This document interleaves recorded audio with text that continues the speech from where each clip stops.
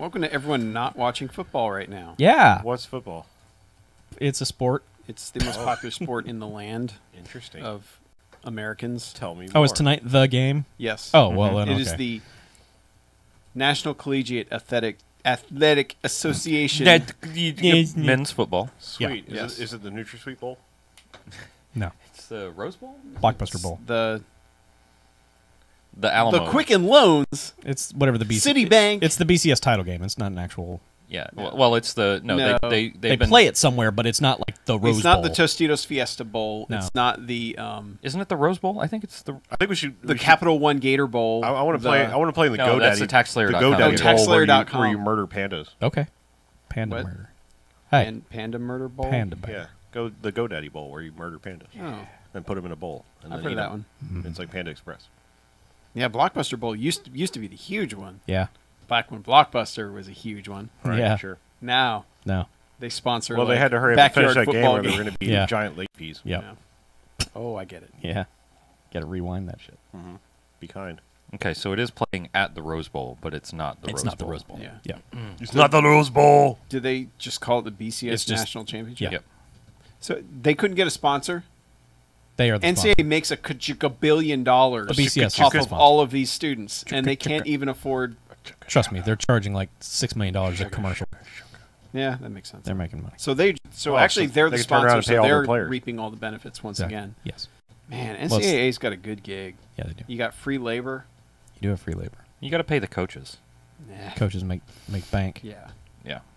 Well, what's... Whenever you have to start paying a coach, he just goes to the pros. Yeah. Yeah. Well, no, Saban's been making $7 million a year for the last 5 years. So. Yeah. Saban and Logan. Yes. This fall on Fox. Saban and Lowe. Risotto and Isles. I remember risotto. Hey, huh? risotto. I like risotto. What movie were we watching where we spent the whole movie trying to figure out which one it was? I don't know. Hey, it's risotto or Isles or... It's AMC First Look. You know what movie we watched some movie with Angie Herman, right? Yeah. that who Oh, it that terrible Cuba Gooding Jr. Yeah. movie that looked like it was shot on a fucking Yeah. dime store camera. Dime store camera. This Oh, on yeah. Twitter yet? Hang I on, don't fucking know what a Twitter is. I am posting it on Facebook right now. I Hang on, said, I gotta screw go- football. Watch us talk about the best video games of the year. Last year, that is. And this year. No. Post. Post. Post. Post. Season. Are there any new games that are out this year Yes, new games that have come out actually this year. like come out? No. No. Okay, good. Then we're still current. Tomorrow. Well, it's not new. What? Tomb Well, Raider? we get Don't Starve for the PS4. It's yeah, not a new game. but it's though. not a new That's game. not a new game. That's totally not new. No, Unnew. no, it's not. But new to you. We get Tomb Raider this You month said free. nude. with the Tress effects. Ooh. That's right. You're going to be disappointed if like none of that shit's turned on, aren't you? It's in there. I read a Oh, thing you today did. where it's like, oh, they even redid the Tress effects. It's better than the old Ooh. Tress effects. Oh Yeah. man. For By console. Paul Yep. Mitchell. Wow. Press effects. Mm-hmm. Salon. Do you want salon quality hair? Truss effects. Press effects. You say salon. Okay, I'm ready to podcast. Oh, now we can start. So are we going like, Left or right? yeah, Judeo-Christian style and just working our way over? Totally. Yeah. No. Yes. We're not going... No, I wanna Start at the regular left stuff. Oh and go yeah, down. Judeo. Well, that'd be like start in the middle and just like work our way We're out. going animal style. Family. We're style. gonna need an intercessionary between each, like from What? our mouths to a Man. saint and then to the internet. Oh, Yeah, okay. an intervention. Our mouths to the. So what's this color coded bullshit So here? we need like That's proclamations. bad and good. oh, hot and cold. better than Yeah. bad. It's good. Beatification. Tim Biakabatuka. Was that the sound of your mind blowing? Yep. It's just shutting down all the. I think you did it Neurons. backwards though. Like, wouldn't red be good because it's hot? No, No, red is bad. Here, I'll correct it. Don't touch. No, It's red. No, I'm. Don't touch. Oh, I was Bad touch. Oh, it's red alert. Oh, that looks like a bad red. Red shirt. That's a bad red. Yeah. Bad Bad touch. The bad Bad red. red. Bad red. Is it live did a updating bad, on your bad red. iPad over there? Nope. Nope. Nope. Did a bad red. Doesn't work like that. Nope. Not on the iPad. What does it do on the iPad? Nothing. So you cannot comment on this. You have to refresh. Yep. Oh, look at that. Yep. Then you got bad red. Yep. All right. all the red. bad reds. Bad red. I'm gonna snap this. Podcast before I You gonna fall Snapchat it? asleep.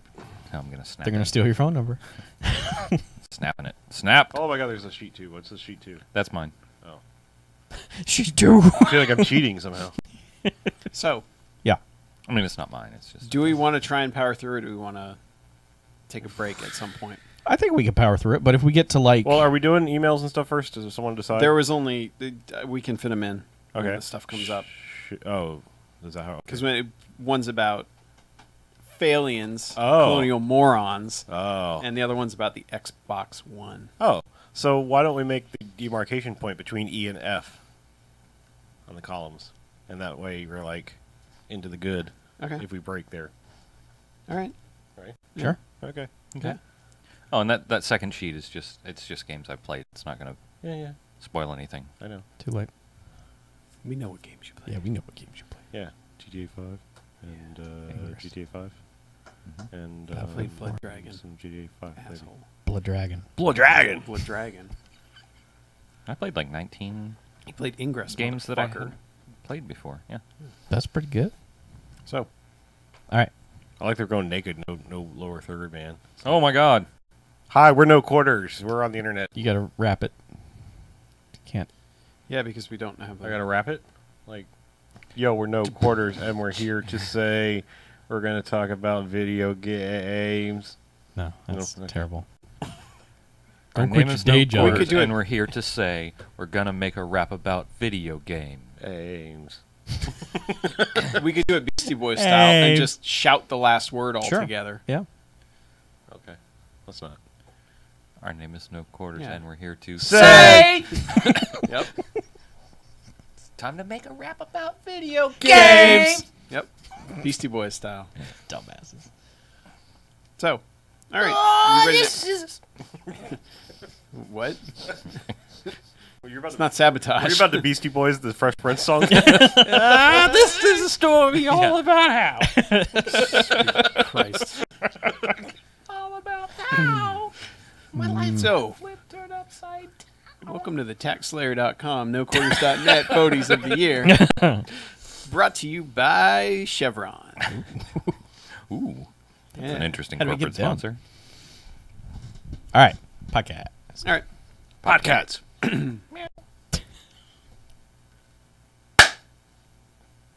All right, welcome to No Quarters, episode 58. It's a motherfucking favorites of the year podcast. Hell yeah, it is the photos. For 2013? Yeah, 2013. Yeah, because We decided- remember, this is going Yeah. into the future. Yeah. Somebody would be like, well, what year? I don't know what's going on. We decided to do 2013 because we hadn't done that year yet. Right. 2014 will come later. Sure. That was We're a a wise little, choice. little early for 2014. We should go ahead and do the phonies for 2014. All right. Just all Nostradamus style. Tomb Raider. Yeah. Again. Again. how about that? Anyway, Every I'm year. Mackie. I'm BJ. I'm Chuck. And I'm Harlow. And we got plenty of categories this year, and let's just get going on it. All right. What do you Yeah, think? sure, why not? Yeah, look at the excitement. Everyone's excited to get going on this. Because we already did this Photies. episode last episode. Sort Yeah. of. Not really. Yeah. Well, we did- did we the did whole the Goaties. generation. Yeah, we did have our generational one. but Goatigs. Generations Photigs. of the year. Yeah. Fought G's. There's a few that may have been The discussed Fogs. there, but Yeah. for the most part, this is newer stuff that didn't quite make that episode. So, Oh, Right. all There's some. And yeah, there's a little bit of overlap. There's a little now. cross. I Crossover understand here. the premise. Yeah. Right. So, Do you? You're in? Are you Yeah, in now? I'm in now. Okay, cool. I got it. I'm ready. you're just going off the top of your head whenever Yeah. these come up. Yeah. You're gonna be Yeah. like, oh, that one. Oh, yeah. Yeah, I remember that. 2013. All right, so Always first up, record. we got Pleasant Surprises / Overlooked Games. These are games that's kind of self-explanatory, but, you know, we didn't expect much, or nobody else expected much.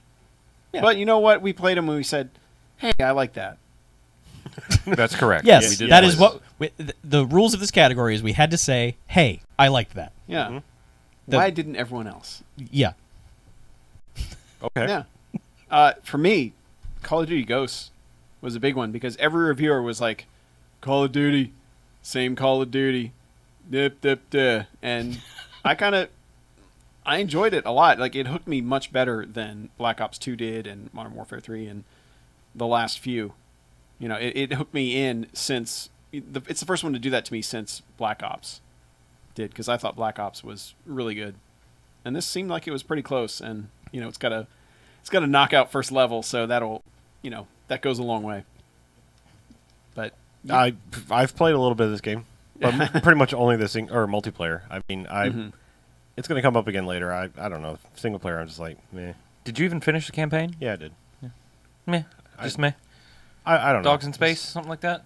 Yeah, I wish there were dogs in space. Dogs in space. If there were space buddies, I Space would be all dogs. over this game. But Buddies. I don't know. It's just at this point, Call of Duty, I just feel like it's just like you're barely interacting with a giant cutscene. yeah, Is how I feel, and Yeah, then but it's the like cutscenes are cool. Ooh, that reminds me of a different game. I was just saying, it's like it's long sequences of like, here's something awesome happening, and now just hang out here and shoot lots of dudes for a while with a gun you really don't want to use. I just wish there were like some customization of like, I would rather use this here instead of like, oh, I found this on the ground, I guess I'll use that. You get to be the dog. I will. yeah. You do get to be the dog, yes. Yeah. You're the man now, dog. You're the dog now, man. Yeah, but I enjoyed it a lot. Yeah. I expected honestly nothing from that, especially after all the reviews were like, "Yep, it's another Call of Duty." It's totally not another Call of Duty. Yeah. They're fucking in space. Yeah, Are they For a fucking little in bit. space, And or they you just kill Totally aliens. fucking in space. They were like, "Hey, I saw Moonraker on TBS last night. Let's do that." yeah, and Okay, that's awesome. it is awesome. Yeah, so I expected nothing, and I enjoyed it a lot. Then it should go in this category. It should. Fantastic. And speaking of expecting nothing, after Assassin's Creed 3, Assassin's Creed 4, I was like, let's hope that this is something worth playing. And pleasantly, that was probably the best launch game available for PS4 or Xbox One, and came out 360. You can play it on pretty much any system, and it was really friggin' good. It's pretty much like the difference between Assassin's Creed 1 and Assassin's Creed 2, where it's like, yeah, 1 had a lot of problems, and then 2 was like, oh yeah, we fixed all those. Here, the game's awesome again. Have fun. And that's kind of the same thing that happened between 3 and 4. Because adding all the pirate stuff, adding the ship combat, everything they added worked. And they took out a lot of what didn't. So it's going to be the odd even rules for Assassin's Creed. It Like kinda seems the like odd that. games are going to suck, and Oh, Star Trek rules. yeah, Okay. Yeah. and the even ones will be really good. I guess. I mean, Brotherhood's probably the only other exception to that, where that one was really good too. That's well, the part ones two. with names are wild cards. Yeah, Yeah, you could say side that, stories. I guess, but Yeah. So, but this one's a number and a name. So Yeah. all bets are off, man. Black Flag. Yeah. Yes. Yep. That's Yeah, the that special are. edition. But yeah, I mean, this says a lot about my launch lineup of like, I am super interested in these 2 games. Oh wait, those 2 games aren't very good. The 2 games I wasn't interested in are the ones I've played a lot. Mhm. I mean, that's just weird. Yeah. to And me. that one by far is the one I've played the most out of any of them, Well, easily. Not true for me, but I've played a Yeah. lot of it. So Yeah. would you say you've played the second most Assassin's Creed 4? Yes. Okay. Or Resogun. Yeah.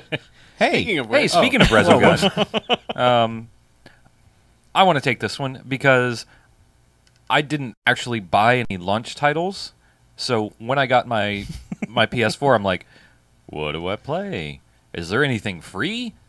And there was Resogun. There were some free to play not clients, but free to play games, and there were a couple other things that were free. But I was like, Resogun. It has gun in the title. I want to play that, and that is such a charming reimagination of Defender. It's got a lot of stuff on the screen. there are all the things on the screen, and you can just kind of get lost in that game for hours and hours and hours, just flying left and right and shooting all the things and trying to dodge all of the bullets and saving the last human. and saving the last human. Yeah, I'm gonna be nice to Chuck and not shout that into the microphone. Thank you. You can just add it in later. I will.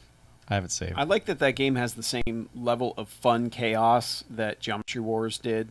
Like, it captures that same feel where it's like, oh my god, there's a billion things going on the screen, but yet I can focus on my guy somehow and pick him out 90% of the time. Well, when it goes completely insane like that. Yeah, well, like Geometry Wars was just you stay on the screen and you move your guy around the screen. The screen kind of moves around you, Just the way that the way the control translates, Yeah. and so it's easy to kind of keep focus on where your guy is. So, plus it shouts at you through the magic of the PS4 controller. Of and course. I really It's not like really that. magic. Oh, It's kind of magic. I mean, it's sufficiently Do you know advanced how they do technology. it, Chuck? Plastic. Magic. Yeah, Wires. That's right. No, No. there are no wires. There are no wires. I ate the bones.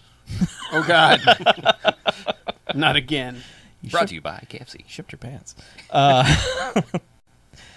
I'll do the next one because All right. I was shocked at how much I liked it because I've never liked any other game in this series. The Tomb Raider reboot. Oh, Tom Brady. Yeah, Tom Brady. Tom Brady. Esquire. That game is really good. Really good. I've since gone back and played Uncharted, and I'm like, yeah, okay, this game owes a little bit to Uncharted, but I think it works better than the original Uncharted because the people that you're murdering actively want you dead. Mm-hmm. Whereas the people in Uncharted are just like, hey, what are you doing over there? Oh, God, I'm Just- shot. Yeah. Hey, they're shooting at you. That's Yeah, but kinda they're- actively. They're not running at you with hatchets and constructing weird, No. creepy axes and crazy things. There's not. I don't know. I felt more sense of urgency in Tomb Raider. Like, I have to kill these fuckers or else they're going to kill me. It's because she's a lady. It's not because she's a lady. felt Don't, like I'm you not had to even defend get. her. I'm not even going to get into this nonsense. But But no, Tomb Raider was really good. Yes, it is. Yeah. and it's this is pretty coming good from until- somebody who it's has pretty good never until been the able end. to finish another Tomb Raider game Yeah. whatsoever. yeah, I like I've that they kept the started tomb a rating half to a dozen of minimum. them. Yeah. Yeah. I don't know. I kind of like the tomb rating part. That's probably my only disappointment with that game is each tomb rating thing was like, figure out this one puzzle. Yes, that was the best part. And you've rated a tomb. That was the best part. No. Yeah, one puzzle. We're in. It's No. it was really good. I never actually played a Tomb Raider game, but I watched many of the puzzles being jumped upon and leapt through, or what have you. And fuck all of those. Fuck all of those in Yeah, half. I can't stand those things. Less puzzles, the better in a Yeah. Tomb rating Okay. game. More shooting red barrels that explode and Yes. 5 guys catch on fire. And go, ah. It's great. It's pretty great. It's very satisfying to blow things up in that game. I'm gonna start like a metal band called the Red Barrels. That's a great idea. All right. It'd set people on fire. Should have a new drummer every week. Yeah. Spontaneously Yeah. combust. Yeah. At the end of the show, just Oh, and I guess these next two. yeah. Rise. I guess right. Well, I mean, look. Sell it, Chuck. The internet fucking hated that game. That game is pretty. That game is fun. It's short. I don't know if it's worth $60, but the time I played it, I had a lot of fun with it. And I was like, this looks great. And I'm wrecking dudes. And this is a lot of fun. I can tell you why I keep trying to play more of that, and I keep stopping Mhm.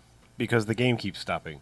It really annoys me. Like, you get in this flow of like, Yeah. fuck yeah, I'm murdering dudes, and now I'm not murdering dudes. I'm either watching a cutscene or doing a turret sequence Yeah. or some other mechanic that it's like, I don't want to be doing this. I want to go back to murdering So, dudes. mistakes were made. I was just saying, A few. It seems like that's Chair's new thing. Like, that's or not Chair, Crytek. I'm Yeah. sorry. I keep saying Or chair. yeah, Chair. Well, Chair is are they some offshoot of Crytek? No. No, No, you're thinking They're of Chair epic. Tech. huh? You're thinking of Chair Tech. Chair Tech.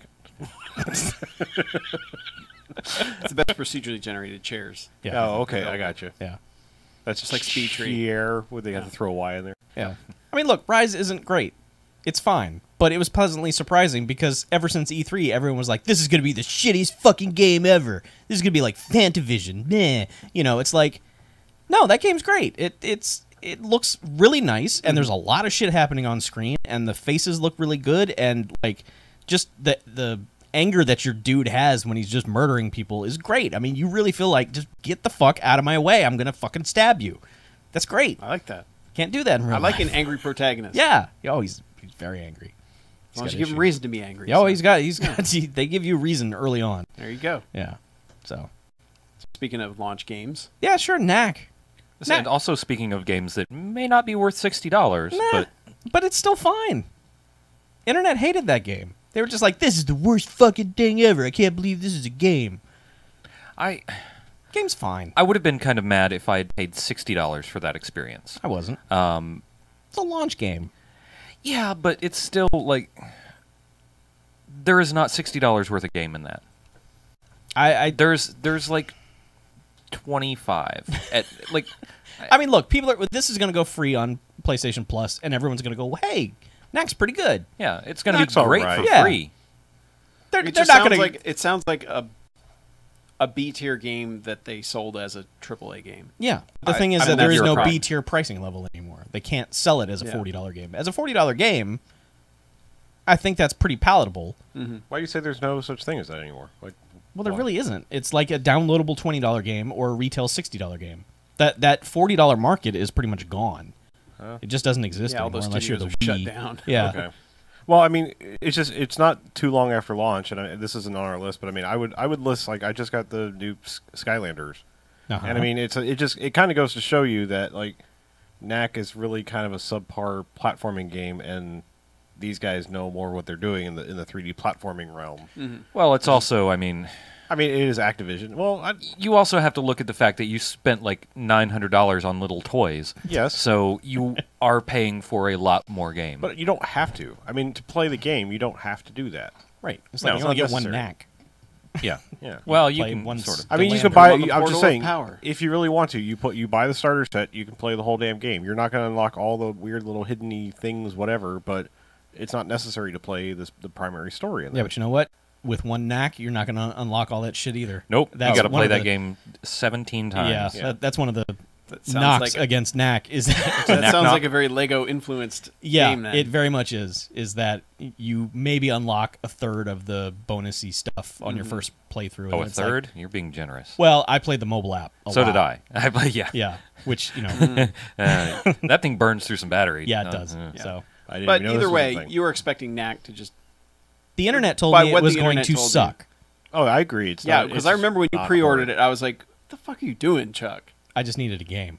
I was just like, I got You a were- thing. I need a You're game. dead. You were like, "I need 3 games. I gotta put a game 3 in it." on Amazon. Gotta Yeah, get it." That's what I did. That's why I have it. Is because it was one of those Yeah. buy 2 get 1, and I was Yeah. like, what am I getting? Yeah. I don't know. yeah. Yeah, that's why I In have. hindsight, I wish I'd gotten the NBA whatever Dr. JRPG. Yeah, Dr. JRPG. Yeah. But Yeah. but I didn't. Go ahead. I would have never thought that was a game to get. No, Yeah, well, it's not worth the money. No, not Knack. I'm saying the NBA game. Oh, Yeah. Dr. JRPG. Yeah. yeah. And Knack's like the mobile app integration is cleverly done because you will play the shit out of it. yeah. well, it's Um, Bejeweled. I mean, if you've yeah. played Bejeweled, you, I've But I played never Bejeweled. like I I don't always know stay this was away a thing. from those types of games, the match 3, because I'm weird, but I know I'll get sucked in. But Yeah. this one, like, there's actually something to gain from Yeah. it. I'm like, all right, I'll play that. Yeah, and you- 4 hours later, my Yeah. phone's battery is dead, and it's on the charger, and it's 4 a.m. and I'm like, why am I still right. matching 3? This is dumb. Yeah. I need help. It gets you stuff, and you can level up. Yeah. Yes. But speaking of being up till 4 a.m. Okay. Yeah. Ah. Another pleasant surprise was the fact that I actually enjoyed a multiplayer versus type game. Battlefield 4's multiplayer. I didn't really think a whole lot about the single-player campaign. It's kind of generic shoot dudes with... there's some stuff about it that annoyed me. I think I'll touch on it on the next podcast. But the multiplayer... I got in and started playing Conquest, and I'd played it a few times at a friend's house, Battlefield 3, and I was like, okay, I've played this, I know what it's kind of about, let me get in and see if I can, get some enjoyment out of it. And I've put like 40 hours into stupid Battlefield 4 multiplayer now, and I'm still really, really terrible at it. But I have fun, and that's the most important thing. I mean, I get a little bit irritated once in a while when I, pop up for 10 seconds and get shot in the face. Sure. And then I can that see how that would repeats like 14 times in a row. But there's a lot of stuff that there's a lot of shooting dudes and running around that I like. I like all the vehicle combat and the fact that I can combat the vehicles as a person. It's not just I walk out and they run me over or blow me up. I can play as the engineer and shoot them with a rocket or something cool like that. Yeah, having support classes Yeah. is awesome because you don't have to be the best dude shooter to still Right. do well in the game. Yeah, and I'm a terrible dude shooter. Yeah. I do way better if the game is like a turret sequence where I can hop in a tank and let somebody else drive me around, Yeah. or when I can hop up on top of a building and fire a javelin at some douchebag in a tank. Right. Or when I can like You ever shot put them? Yeah. Jab that chav. yeah. Nice. Very nice. Wow. Or when it's like, okay, I'm sick of this stupid fucking helicopter flying around the map and wasting me every 7 seconds, so I'm going to get an anti-aircraft weapon and shoot that son of a fucking bitch out of the sky. And you can do that. Yeah. And so I'm having a whole lot of fun playing it. And Sounds like it. I'm probably going to continue to be terrible at it, but Hey, as long as you're having fun. yeah. You don't have to be good. You just have to have enjoyment. Exactly. Yeah. So that's why it's a pleasant surprise that I enjoyed a adversarial multiplayer game. Huzzah! I get it. Mm-hmm. I get it a lot. You like guns? Yeah. Go on. Terrible. I knew that Pretty good segue was segue. coming, I too. liked it. Gunpoint. Gunpoint was a weird little PC game that I kind of heard about, didn't know about until it was out, and heard about it and was like, hey, what is this? Everyone's talking about this. It's a really fun, interesting game. How do you describe Gunpoint? I haven't played enough of it to describe it. It's but an objective-based break into a place scenario, but there's generally several ways you can go about it. It's a very 2D, lo-fi graphics kind of game, but it's dripping with atmosphere. I mean, like your character Ew. is I don't know, like an inch high on the screen, if that, maybe. And you've got this big building in front of you, and you have different hacking skills and hijack the security cameras and turrets type of skills, and you can figure out how to get into the building with the enemy's line of sight. You know, like they'll see you and shoot on sight type of thing. It's yeah, but I mean, you can do stuff like tackle dudes through windows and it's funny. I mean, the humor of the game is it's very self-aware of how video gamey it is, because it's like, hey, I just fell out of a 10-story window, and it's like, well, we gave you like robot pants, so like your legs won't break when you fall, and just stupid things like that. Like he's like, oh, okay, cool, and it just explains why you can leap and do all these crazy motions and stuff. But it's just a very smooth game. It's a quick gameplay session. I mean, you can finish the entire thing in a few hours, if that. And yeah, it's just dripping with style, and it's a lot of fun. Was pleasantly surprised by that. Cool. And more guns. yay. Good one. Call of War as Gunslinger. I've never played a Call of War as in my life. I No. heard bad things about some of them. Yep. But Gunslinger is a hell of a lot of fun, and style-wise, it's very cool. It's got that cell shading, almost hand-drawn animation look to it. But then the fact that like the entire thing is told by an unreliable narrator, and sections of the game will change where you're like, wait, that's not how that happened at all, and just erase it and have you like redo it, but with different type of enemy or different situation. Like, oh yeah, the barn was on fire, and all of a sudden you're right back where you were, but the barn's on fire. And Nice. I don't know. It's just it's simple. It's interesting that it was as cheap as it was, and I say play it. It's very cool little game. Yeah, you can get it cheap on Steam It nowadays. is super Yep. cheap, yeah.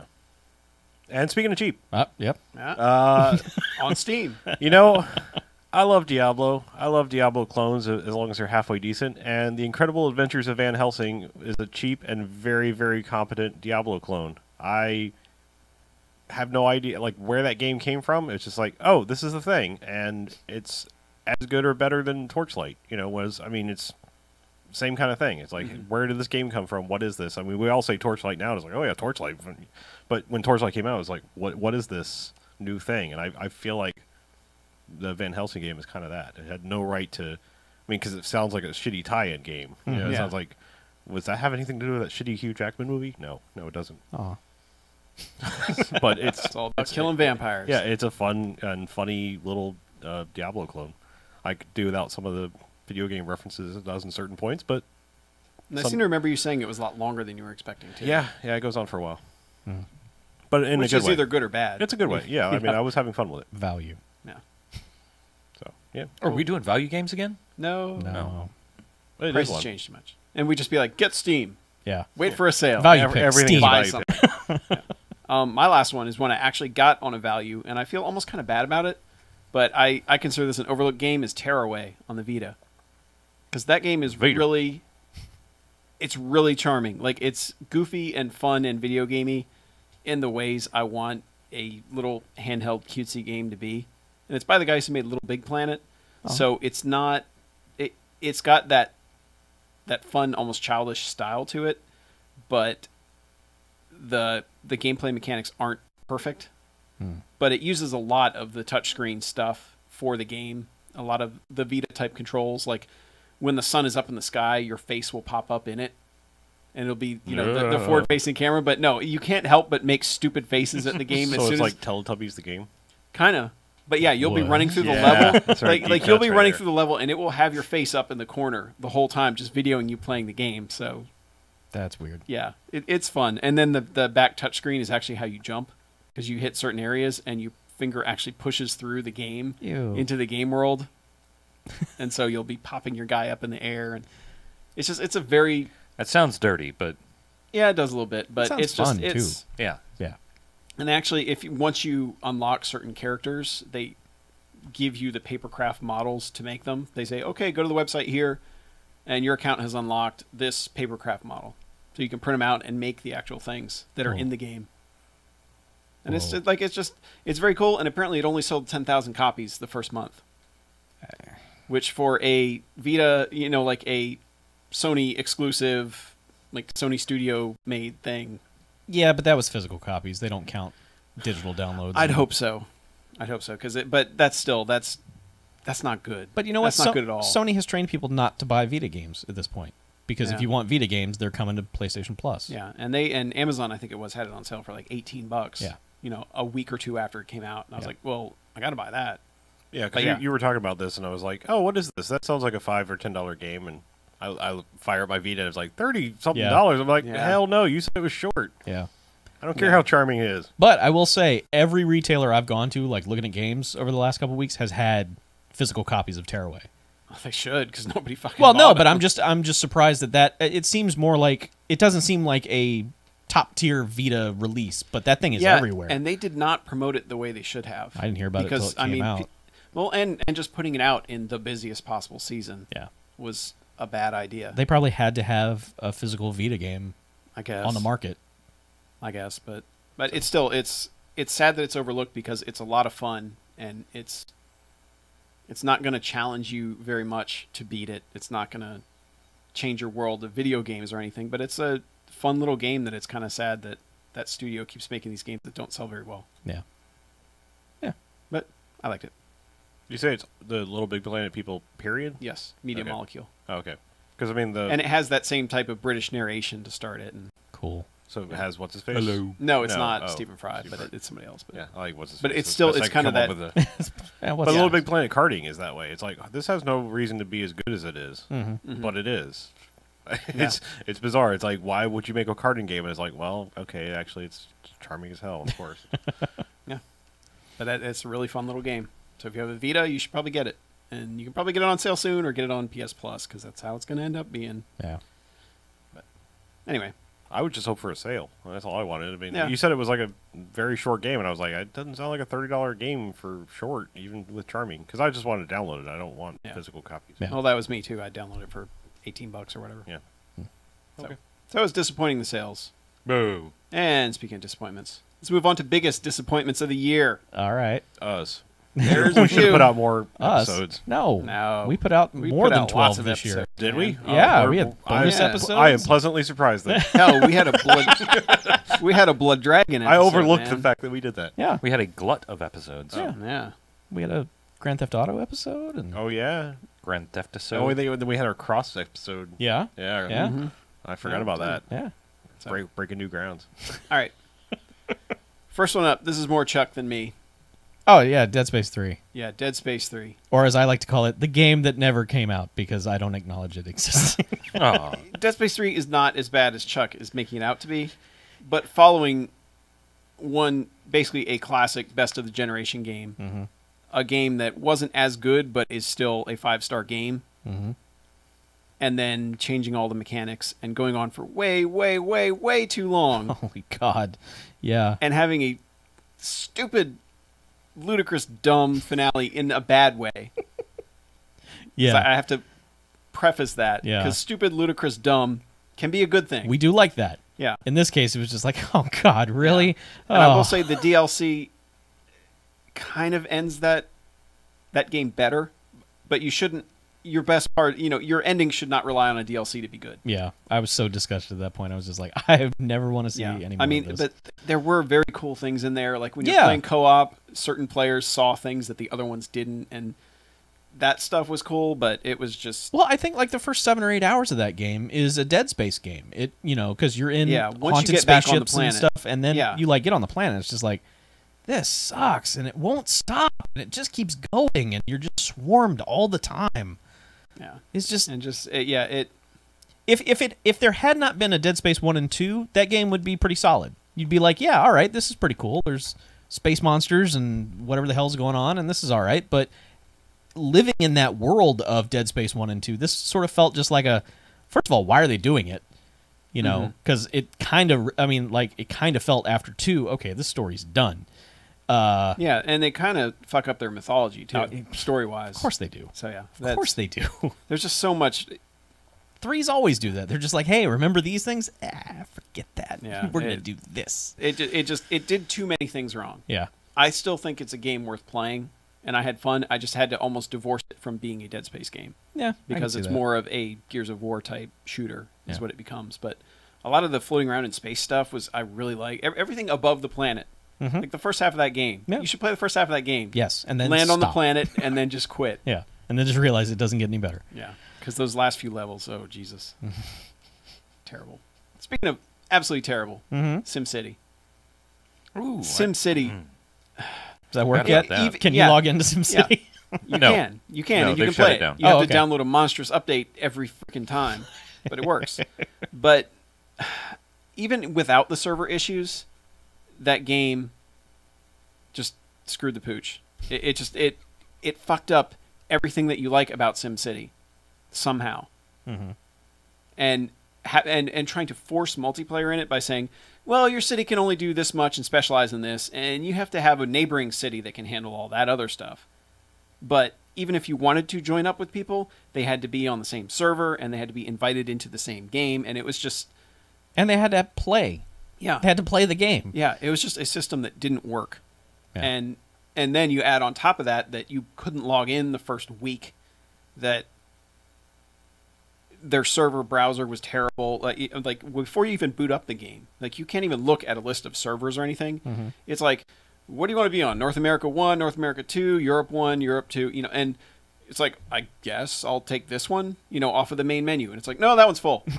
Yeah, try the other one. So that was just a catastrophe all the way through. And I've touched it once since then and said, oh yeah, that's right. I can build a city that feels like it can house maybe 50,000 people, and then I have to stop because it's too full. And I have to start bulldozing things so that I can build bigger buildings to actually increase my... Yeah, burn it down. Yeah, it's terrible. Burn it down. But It's a shame. So many people were ready for that. Almost like a next-gen SimCity of just like bigger and better, and this is going to be so awesome. And they just crippled it. well, they focused on like zooming in so you could see little people walking around and you could follow somebody through their day, and that didn't work either. I remember people like documenting how badly that didn't work. Well, yeah, of, and the cars they just would only take, make like, the right f- turns. Yeah, and like the people They take can't the turn first left. available house Yeah. after they leave their job. Yeah. They just go to the first available house they Yeah, can they get. didn't even It's go like, well, this home. is a weird community. It's a commune. Yeah, yeah. some But- commune. But EA again, fucking up. Battlefield 4 online woes to open. Yeah, I've heard off that's the sort bat. of broken. BJ's gotten it to work more than anybody I know. Oh yeah, it works. Yeah. Well, It works now, but at launch, like, this is the thing. Battlefield 4 was, like, that was the game I was like, I'm definitely getting this one. Like, this is the 100% game that I'm getting. hotly anticipated. I have played 2 multiplayer matches of that. Haven't bothered with the single player. Haven't touched it. And that was like the game I was anticipating. I know Harlow was like that too, where it was like, we're going to play Battlefield. Battlefield's going to be awesome. And then, like, Call of Duty Well, it was- wins because it works. It works. Yeah, it was like, hey, this works and does what I know, and it's familiar, and things make sense. I just Yeah. so I Yeah. went back to it. They, Yeah. I will say this, and I said nice things about Battlefield 4 a few minutes ago, but did. there are some things that it seriously fucks up, like the way that you manage your dude with his loadouts and all that stuff is fucked because you can't do that unless you're in a game. and then Progression just takes forever. I Like, don't. I mean, I don't particularly mind that. Like, it seems to me like you're blowing through your prestige levels in Ghosts really fast, and that well, seems I like have had 2 double XP weekends. That would be why. Yeah. Where I lived on the damn game. yeah. He But has also played more but I than mean- a human should. yeah, but you've been through It stopped saying You've been hours. through, It like- says days now. you've been through like 95 levels or something like that. Sure. You're like at a prestige and No, a half. it's 75. He's Okay. fought all the wars. Yeah. So I've you've fought been a few. He's like Wolverine. I've been in the shit. so yeah, you've been through 75 levels. I've only been through 28, 26, 27, 28, something like that. So progression is a little bit slower, but I don't know. I'm still like earning a bunch of crap without progressing through levels, so it's not like level dependent. It's dependent on what you do. And I think that moves kind of fast. Yeah. But like I said, or like I was going to say, the way that they've structured the online stuff is really terrible. Sometimes, in addition to that, sometimes getting into a game is really terrible. It'll just randomly freeze up at a loading screen, and you have no way to back out. It forces you to go forward on some things, and doesn't give you enough time to like read results and shit like that in the intermissions. How has this happened? How are we at this stage? I don't know. The other thing And is you can't even keep your party together a lot of the time. I haven't even tried that, but I have heard that is also a problem. Is keeping your party together. Well, I'm And then glad it's working now because I remember at launch Tobias, he bought a PS4 Oh yeah. to Right. play Battlefield 4, and he was just incensed. He was like, "Fuck all of these people.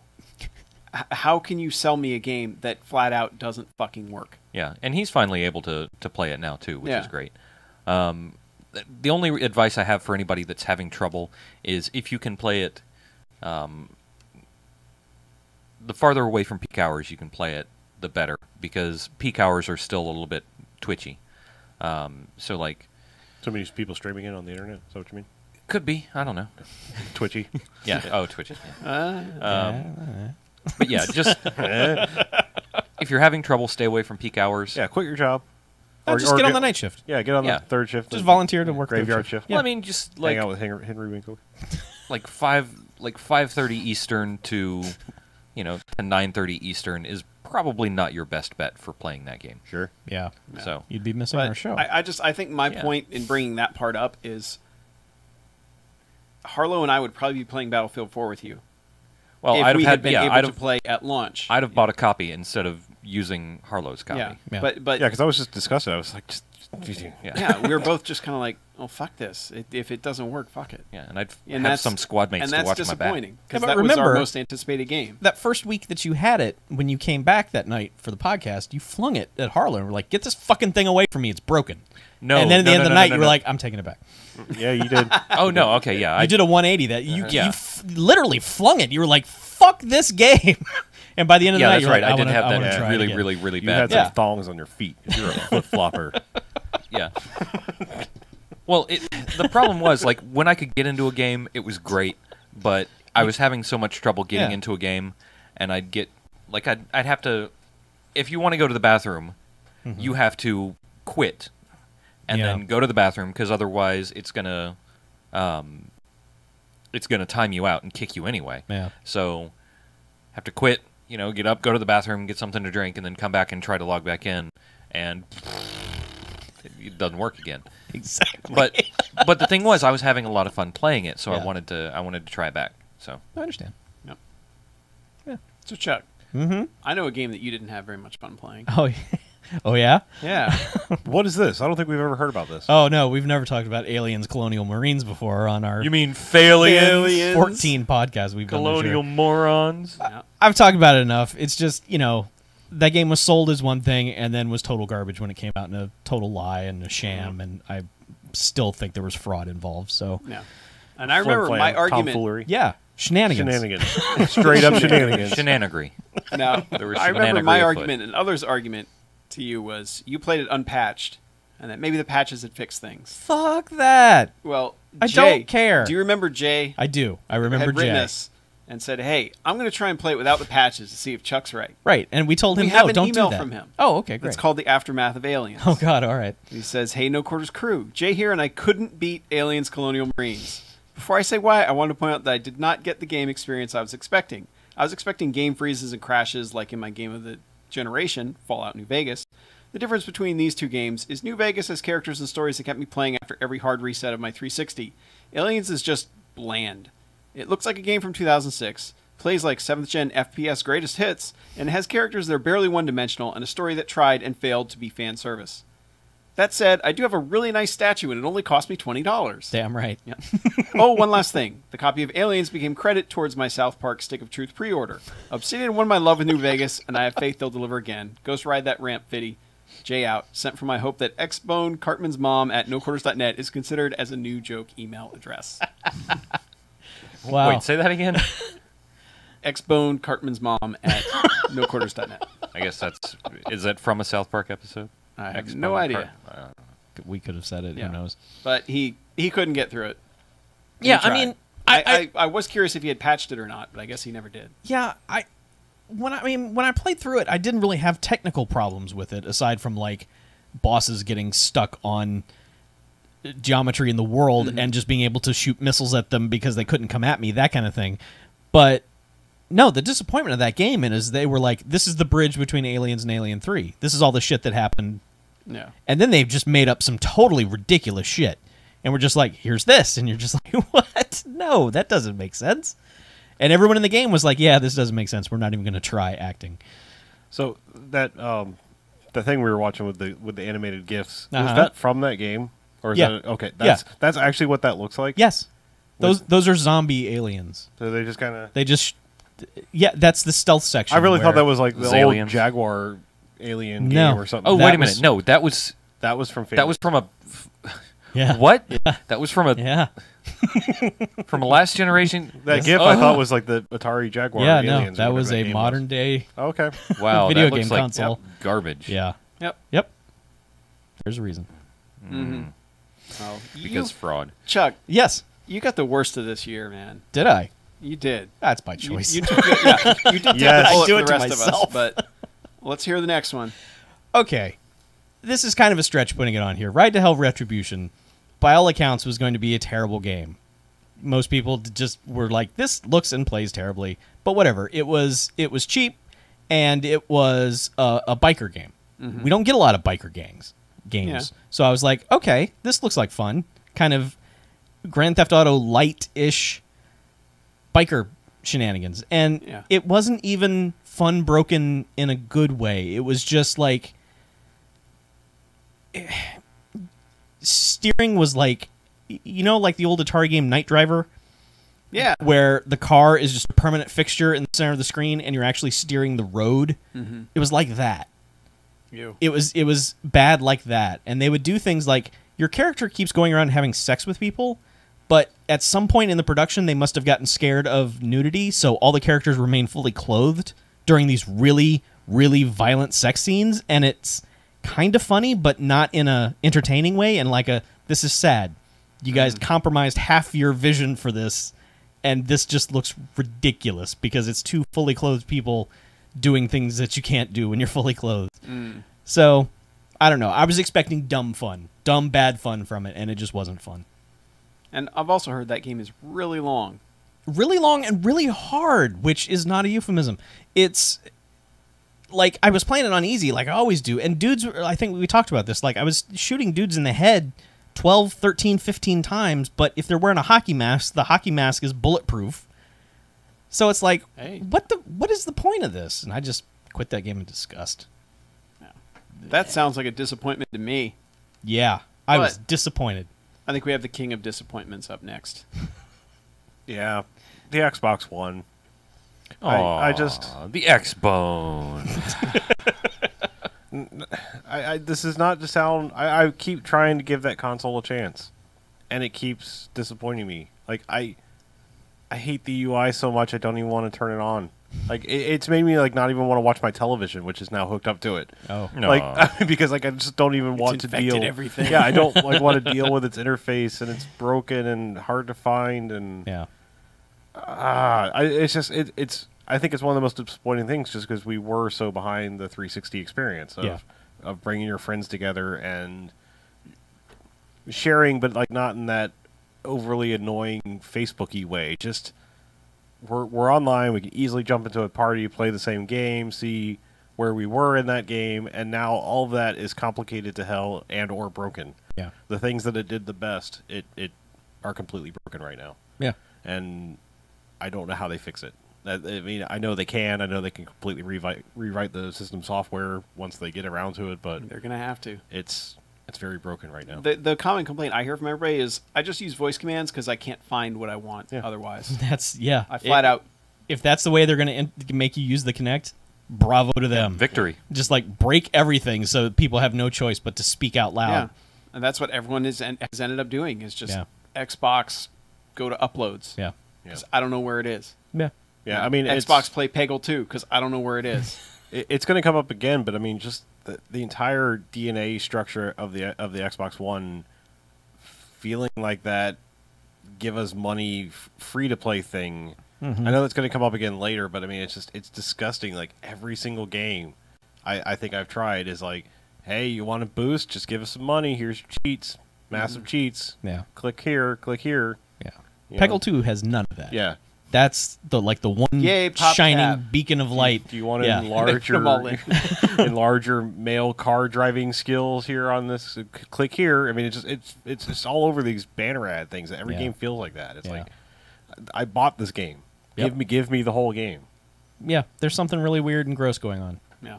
Maybe and that they'll- just made me realize one of my big disappointments too is the initial version of Plants vs Zombies 2 Yeah. and the way they made you grind to progress unless you were just going to give them money. And they changed that. They changed the structure of the game, so it's not as much of a disappointment to me, but it's still, hey, if you want this particular power, you got to buy it. You cannot get it any other way, which is stupid. That's kind of dumb. Yeah. So, And I gave into that because I mean I got the game for free, and I would have paid $10, and I was like, what can I spend $10 on? That's the way I looked at it. Is like I've but played it's- this game for 15 hours. I know, but it's still at the point where if you Oh, I wanted know, all I of the understand. plants and all the powers and everything, it would cost you over $20. I understand. Like I said, I just hit a point and I was like, okay, I now want to give these people money because I've spent that much time on it. Mm-hmm. What can I spend $10 on? Get things. It's- Right. Yeah. Yeah. Next All right. category.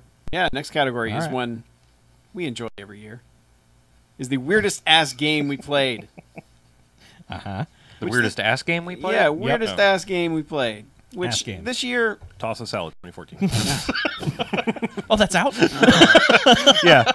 It's a connect and move. Oh, enable no. thing. Oh. Use the PlayStation brown eye.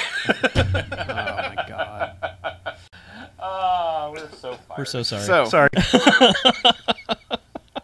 this year, not as weird ass as other years. No. We tried to find the crazy, Yeah. and a lot of the like you were expecting Ride to Hell Retribution to Yeah. have plenty of crazy. Yeah, and it just didn't. not enough fun to be crazy. No. There's no Asura's Wrath this year. That's for damn sure. Nope.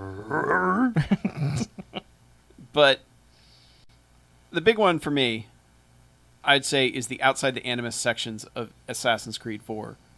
Because it's a meta level of weird ass that's just like I don't know how that got through their entire process of designing the game, where their pitch was just like, all right, so when you're not in the Animus part playing a pirate, you are a dude working for a software company developing an Assassin's Creed video game that is going to be that has hacking in real life, but you're playing the game, but we're going to act like you're playing real life, and just it's insane. That seems to be a theme this year of self-aware video games. Yeah, but in something like Assassin's Creed, that's just like taking it so far beyond, which I guess they kind of had to after apparently what they did in AC3, Yeah. where they kind of wrapped up their entire storyline there, like, oh, what do we do now? Make it a video game. So, but I'm glad that they went in a weird ass direction like that. Mhm. And Lollipop Chainsaw also. I I really didn't play enough of it. I wanted to go back and play more of it, but that game is trying too hard, but it's still weird ass in a stupid fun way. But that game is trying way too hard to be a weird ass game. Mm-hmm. Well, it's kind of like what was it? What was the name of that damn game? It came out in the very early part of the game. Anarchy Reigns. Anarchy Reigns. I went back and played a little bit more of that. Yeah. Just couldn't. It's just trying way too hard, and just not that good. I mean, like the parts that we were talking about at the beginning of the year that we really liked, it just didn't hold up. Yeah, So- but Lollipop Chainsaw. I mean, you are a cheerleader walking around with her zombified boyfriend's head on her hip Sure. that is talking to her and giving her advice and instructions and having conversations with her while she's defeating zombies, and then one of the power-ups like turns everything into rainbows, and just it is weird. Like, Yeah. like it is one of those. It's fun and it's dumb, but you feel kind of gross playing it too. But Oh, story of my life, man. yeah, Tell me more about this game. nah. I'll just leave it at that. Okay. I would have to say the weirdest ass game I've played this year. We haven't talked about it yet. I've been playing it on my Vita, and it has been sort of like the reason that my Vita lives. Like, I've been going back to this game almost every day. Persona 4 Golden, which I guess is just a fancy version of Persona 4. It's got extra stuff in it. Looks cleaner, but Yeah, um, more character options. Yeah. and stuff like that. But that game's fucking weird, man. I mean, Persona games are weird. I played one. I think it was on the PS1. I had like a 4-disc Persona game. I know that. I played a bunch of that, and so if there's an ongoing story, I'm not seeing it. But this seems pretty self-contained in what it's doing, and man, it's odd. I mean, like really, like things are happening, and you kind of just want to go, "Oh, Japan," but then you're like, "No, this is Japan, like really trying to be weird." yeah, This is like not just normal Japan weirdness. This is someone really making an effort to just whatever pops in their head. You know, you get sucked into a TV and there's a giant teddy bear that lives in there and he's hollow on the inside and you fight demons and it's weird, man, but it's compelling as hell. that's the thing. Like there are these really weird games filled with really, really rich characters. Yeah. Oh God. Yes. The amount of character building that you have to do in that game, like there's a lot of downtime in that game where you're not actually playing game, you're just building your character relationships. Yeah. It's crazy the amount of stuff that you're doing. And that stuff was always more fun to me. Yeah. At least, and I'm just speaking of Persona 3, which I know is a very similar format to Persona 4. Yeah. But yeah, Yeah. those games are weird. Normally not my kind of thing, but the combat works. You know, I mean, it's not overly complicated, and there's not a bunch of cards and other ridiculous bullshit that RPGs have turned into. But man, the story is just crazy weird in a great way. So I'm just playing the hell out of that. Nice. Yeah. So probably my king of the strangest ass games I've played this year, it has to be we haven't talked about this before, but it's the Stanley Parable. Yep. The Stanley Parable. And I never made that connection until you just did that. but I knew nothing about this game going into it. Like I still know Which is nothing about also this the game. best way to go into the Stanley Parable. I hesitate. I'm going to talk about this, but if you don't want to know, skip forward a couple minutes. But I have to tell you because I think knowing a little bit about the game would have helped. Because I heard people talking about this game, and it came up on a Steam sale, and I was like, yeah, I've heard people talking about that. Let's try this. I thought people were talking about it because it was bizarre because it was an office simulator. Like, walk around this office and do office things. And that's what I thought it had going for it, and I thought that's why people were talking about it as being weird. Yeah. Which No. the screenshots will make you think that. Oh at yeah, first. absolutely. You look at it and you go like, "What is this?" It's just an accounting game. No, it is mindfuckery to the extreme because, Speaking of self-aware video games, like, you have a British narrator guy telling you about the life of Stanley, which is you that you're controlling, and he will tell you where to go and what to do, and if you start kind of disobeying what he says, the game becomes very strange very quick. Yeah. and he will get angry and comment, and like he'll say, "And Stanley walked through the left door," and you walk through the right door, and he goes, "Wait, that's the right door. Yeah. Why did you walk through the door on the right? Where are you going? Yeah. Why are you walking this way?" He's like, "Oh, I guess you wanted to marvel at the wonderful break room. Well, Yeah. fine. Let's look upon the break room, shall we?" And then you stand there for a few more seconds. He's just like, I guess you really wanted a nice, good, long look at this break room. Well, here it is. Yeah. But just the permutations that you can go through, because I mean, when if you were to break this game down, it would probably look like a flow chart that just keeps expanding in a tree based on I can't even imagine which small decisions you made. But Yeah. like Harlow and I talked about, we're like, did you see this part? And he's like, no, I never saw that. Did you see this? And I was like, no, I never saw that either. And Yeah, we should talk because I've seen some crazy shit too. Yeah. Oh, I've seen some shit. Oh, you've But seen some shit? the thing is, like, I guess the easiest way to break this down is you have to look at this game as like in the mold of Half-Life 2 or have Portal 2. Sorry. Yeah. Okay. Of you are now going to be given a chance to go behind the machinery of this video game, sort of. And I think if I'd known that a little bit, like if someone had just said that to me, I don't think I would have gotten the excruciating headache I got playing this game because I wasn't ready for what it was. Like it was not super late, but it was late enough that like I was like, "What is this? I'm going to walk around an office and talk to Deborah and go to the counter." But yeah, and then like all of a sudden I was like, my fucking brain hurts so much now. yeah, But like in a good way. I just like I think it wouldn't have hurt my brain so much if I'd known what I was getting into. yeah, and I mean there are points where you think you broke the game, Yeah. just flat out like the screen's black, Yeah. and it seems like your only option is to restart.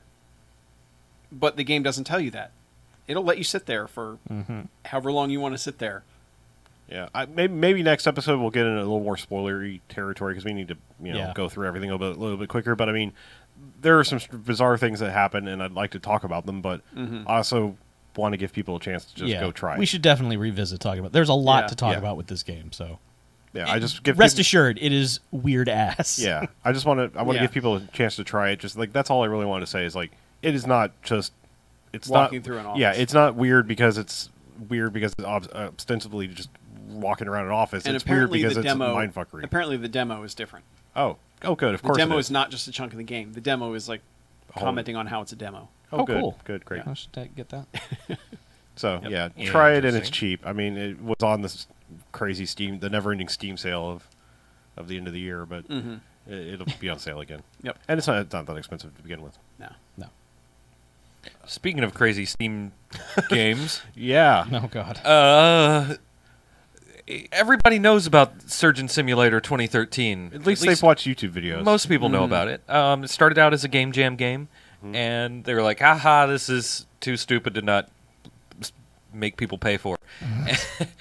And so it's a game where you're a one-handed surgeon with control issues, and you have to beat someone to death in an operating room. in order to save them. No, you just have to beat someone to death and then kill them. No, there are ways over to and win. over. I've watched people win this game. No, you can't win. Oh, this you game. can win this game. Just like WAP. No, You can win this. Nobody wins this game, especially not your patients, because you just beat them to death with a hammer and/or various other tools. Sometimes you lodge Break their rib cage open. break the rib cage open. Sometimes you lodge a screwdriver in them In their Lodge aorta. in the large aorta. Yeah. Yeah. That almost feels like a game where you have more fun failing at it than you do succeeding at it. Yeah, it's, and you know what? I don't know that I would necessarily like to play this game just sitting by myself. Like it could be fun, but it would activate that like I have to complete this properly It's as a good opposed crowd to game. as opposed to like you've got 15 minutes to or 10 minutes to rip this guy's heart out and somehow figure out how to throw a new one back in there accidentally without making him bleed out. So I don't know. It's just weird. Like it's weird that a game like this, and only in this sort of time, can a game like that exist and make it out there to the public, and probably only on a platform like Steam Yeah. could it I ever don't- see the light of day. Oh, there's no way you could play it with a controller. I don't. Well, it's Unless co-op, it, like, it's maybe- co-op taken to the next level. Honestly, though, the Kinect 2 probably could do it with the finger sensing thing. Yeah. I mean, that It would surgeon- But that probably would be make it too too accurate, easy. though. Yeah, it Yeah. would. You kind of just need. You would actually be able to grab. You would actually be able to grab a hold of something. Okay, true, And yeah. that would be a failure. Yeah. But- You would need to wear yeah, like a 'cause- mandatory blindfold or Yeah, something. What I would like the to fun see- is translating what you think it Yes. should be Yeah. to how the keyboard does it, Right. and Well, how you the know, I mouse would like to does it. see an Xbox One version of it, just because it would be fun. Just It I would mean, be. as a play around Yeah. thing, like Mm-hmm. Yeah. Not something they charge you $50 for, but just No. like hey, here's a Kinect Yes, thing. not Angry Birds Star Wars. Right, exactly. A 99-cent game. That's Yeah, just hey, $60. There's something to do with your Kinect that's not shouting commands at it. Yeah, that game's so weird, but so funny. All right, two more quick ones. I'm actually going to reverse the order here. I didn't play much of it because it is totally not my game, but Antichamber is a weird ass. I almost played Antichamber after watching Jeff Gersman play it on one of the Giant Bomb live streams. I was Yeah. like, I have to play that. But I had been playing the Swapper, which will come up later, and I was Okay. like, my brain's not ready to jump into No, this too. and I think I did the same thing. I was like, oh yeah, this looks fun. Like, I'm good at thinking outside the box. And then I started playing the game, and I was like, no, I'm not. Fuck this game. This hurts. I forgot.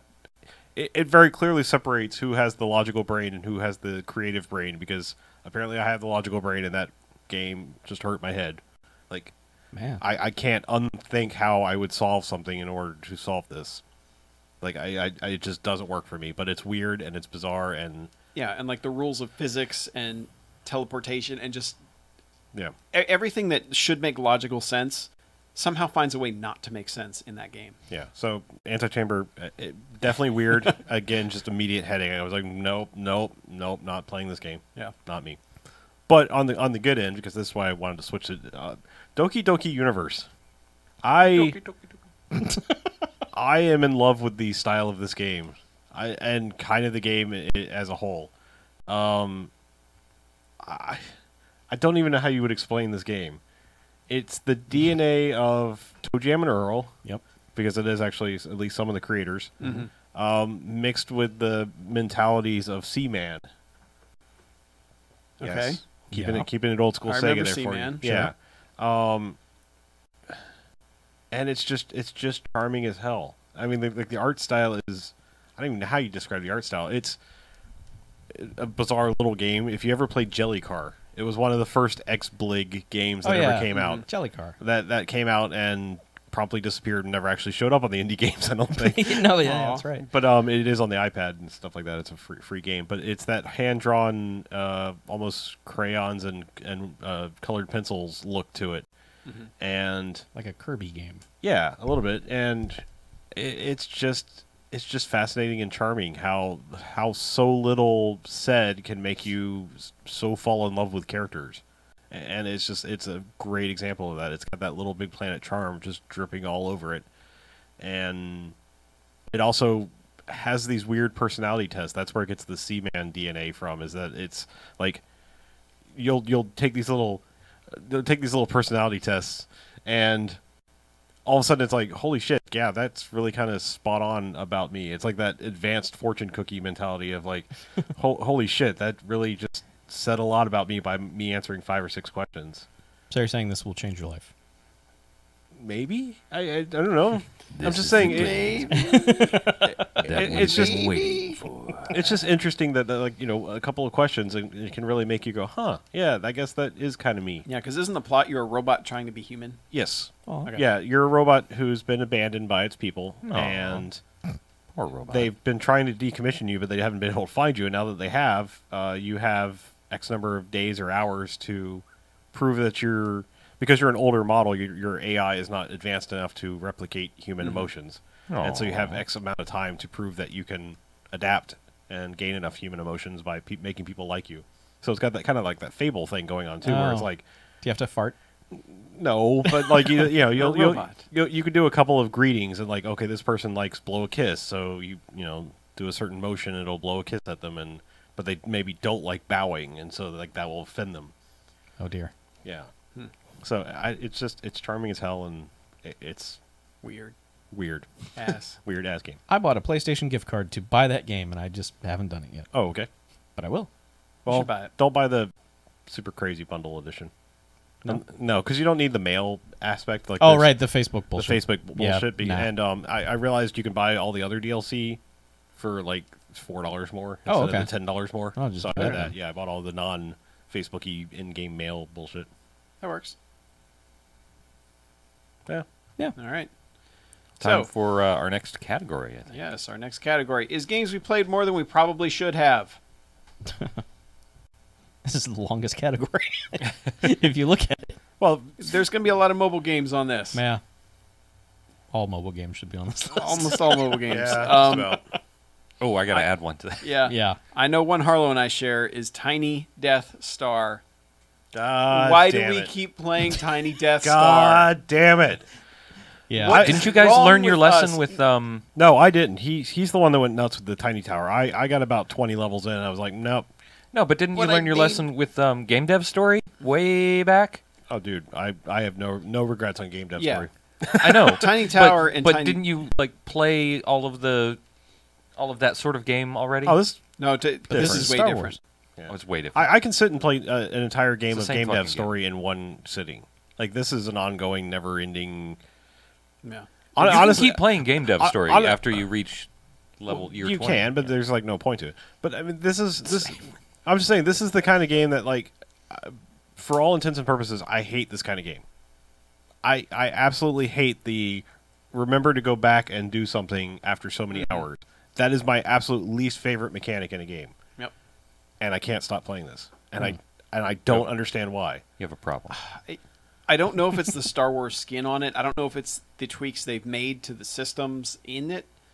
But yeah, I mean, I don't feel like my world's in it if I forget about abandoned it. my Yeah. Tiny Tower with all its cool names Yeah. for all of its. I abandoned my Tiny Tower with all its cool names for all its stupid stores and Yeah. just offensive shit that was in that Tiny Tower. But like this one, I don't even bother to rename anything. I don't think you can. Can you? I don't know. I don't think you can. I don't think even because try. I think it's because it's all Star Warsy stuff. Like, they don't want you to be able to rename the cantina. Hey, at least George Lucas is dead. I mean, He's not dead. oh shit. He may as well. George Lucas No, is I still just- with us. But yeah, it's we can't explain why we keep playing it. Yeah, it's not one of those things like your world doesn't end if you forget to check it for 3 days and suddenly come back, everything's out of stock. It's like, oh, big fucking deal. I just didn't make any money at that time, but so it's not like a world ending. Oh God, all Yeah, my it's not like Animal all my Crossing, crops died because I forgot to go check Farmville, and now I'm in ruins. Yes. But I don't know. It's charming. The elevator music, Star Wars music, it just kind of never gets old. I don't understand. Yeah. I don't. I haven't run through it yet, so. Yeah. I've built almost all the floors you can build, and I keep doing it. I don't get it. Anyway, another one, probably worse for me, is Transformers Legends. I gave up on it, and then somehow I got sucked back in. Just when you thought you were out. Yeah, and that is one of those it's such a free to play game. It's so free to play because it's like How free is it? they have like a dozen different currency systems in that game. And they all end up phoning back to, hey, give us some real world money and you can do this faster. But I guess I figured out the trick to playing it was to only pick like one event a month that you cared about and just stockpile all your credits from all the other ones so that you can do whatever the hell you want in the one event. But it's stupid. I should hate it. I shouldn't be playing it, but I keep playing it and I can't explain why. Oh, I gave up on it. I know you did. I absolutely did. You got out when the gutting was good. I'll say this about it: is the first time you talked about it, I was like, "Well, I'm going to check that out," and downloaded it to my iPad and played like 2 hours of it, and realized for the entire 2 hours I had absolutely no idea what I was doing, ever at any point. So I wasted 2 hours of that's the game I played more than I probably should, because for 2 hours I was like, I have no idea what's happening. I got to be honest. I'm so glad if it came out. Even I'm not looking. I'm The G.I. Joe Yeah, one. don't even want to know if that's I out. I just no. Hey, guess what? Shut up. Yeah. Hey, you want to talk about free to play in a good way? What's Let's that? talk about the next game. And we played a lot of. Well, it's actually not free to play. Was it? It was like $3, but Was it $3? Okay. Oh. but it still has. It had in-game boosting. Yeah, money in-game boosting. things. Scurvy Scallywags. I beat Scurvy Scallywags. Assassin's Creed 4? Well, this is Assassin's Puzzle Quest. Oh. Creed. Another match 3 game. Oh. I played this game. I finished this game, and I kept playing this game, Yep. and I kept playing this game Yep. until I finally hit level 50, and I was like, I have done every achievement. I really need to stop playing this game now. And I finally did, but I mean, like, Yeah, I but mean, it- like finally, like the last end game, worthless fucking Game Center achievement, like no one cares about. But I was just like, okay, I literally have no excuse to keep playing this game now. There's nothing Yeah. else to do. I think I've weaned myself off of it. Yeah. I think I've reached that point. Did you take some vitamin C? Yeah. Sucked on a lime. But that's another one. Like, it's not a bad game. Oh. We should never have played it for as long as both of us played. Like, that there was no fucking reason to game. go. Like, I'd almost, like, probably had played through the story mode 2 or 3 times by the time I hit the max level. Mhm. Just saying I played that much more after I was done with the game, essentially. Yeah. So, But, yeah. mobile games, man. Yeah. Don't play them. Yeah. Crack. Maybe. I don't know. But Teenage suicide. kind of in the mobile do it. category.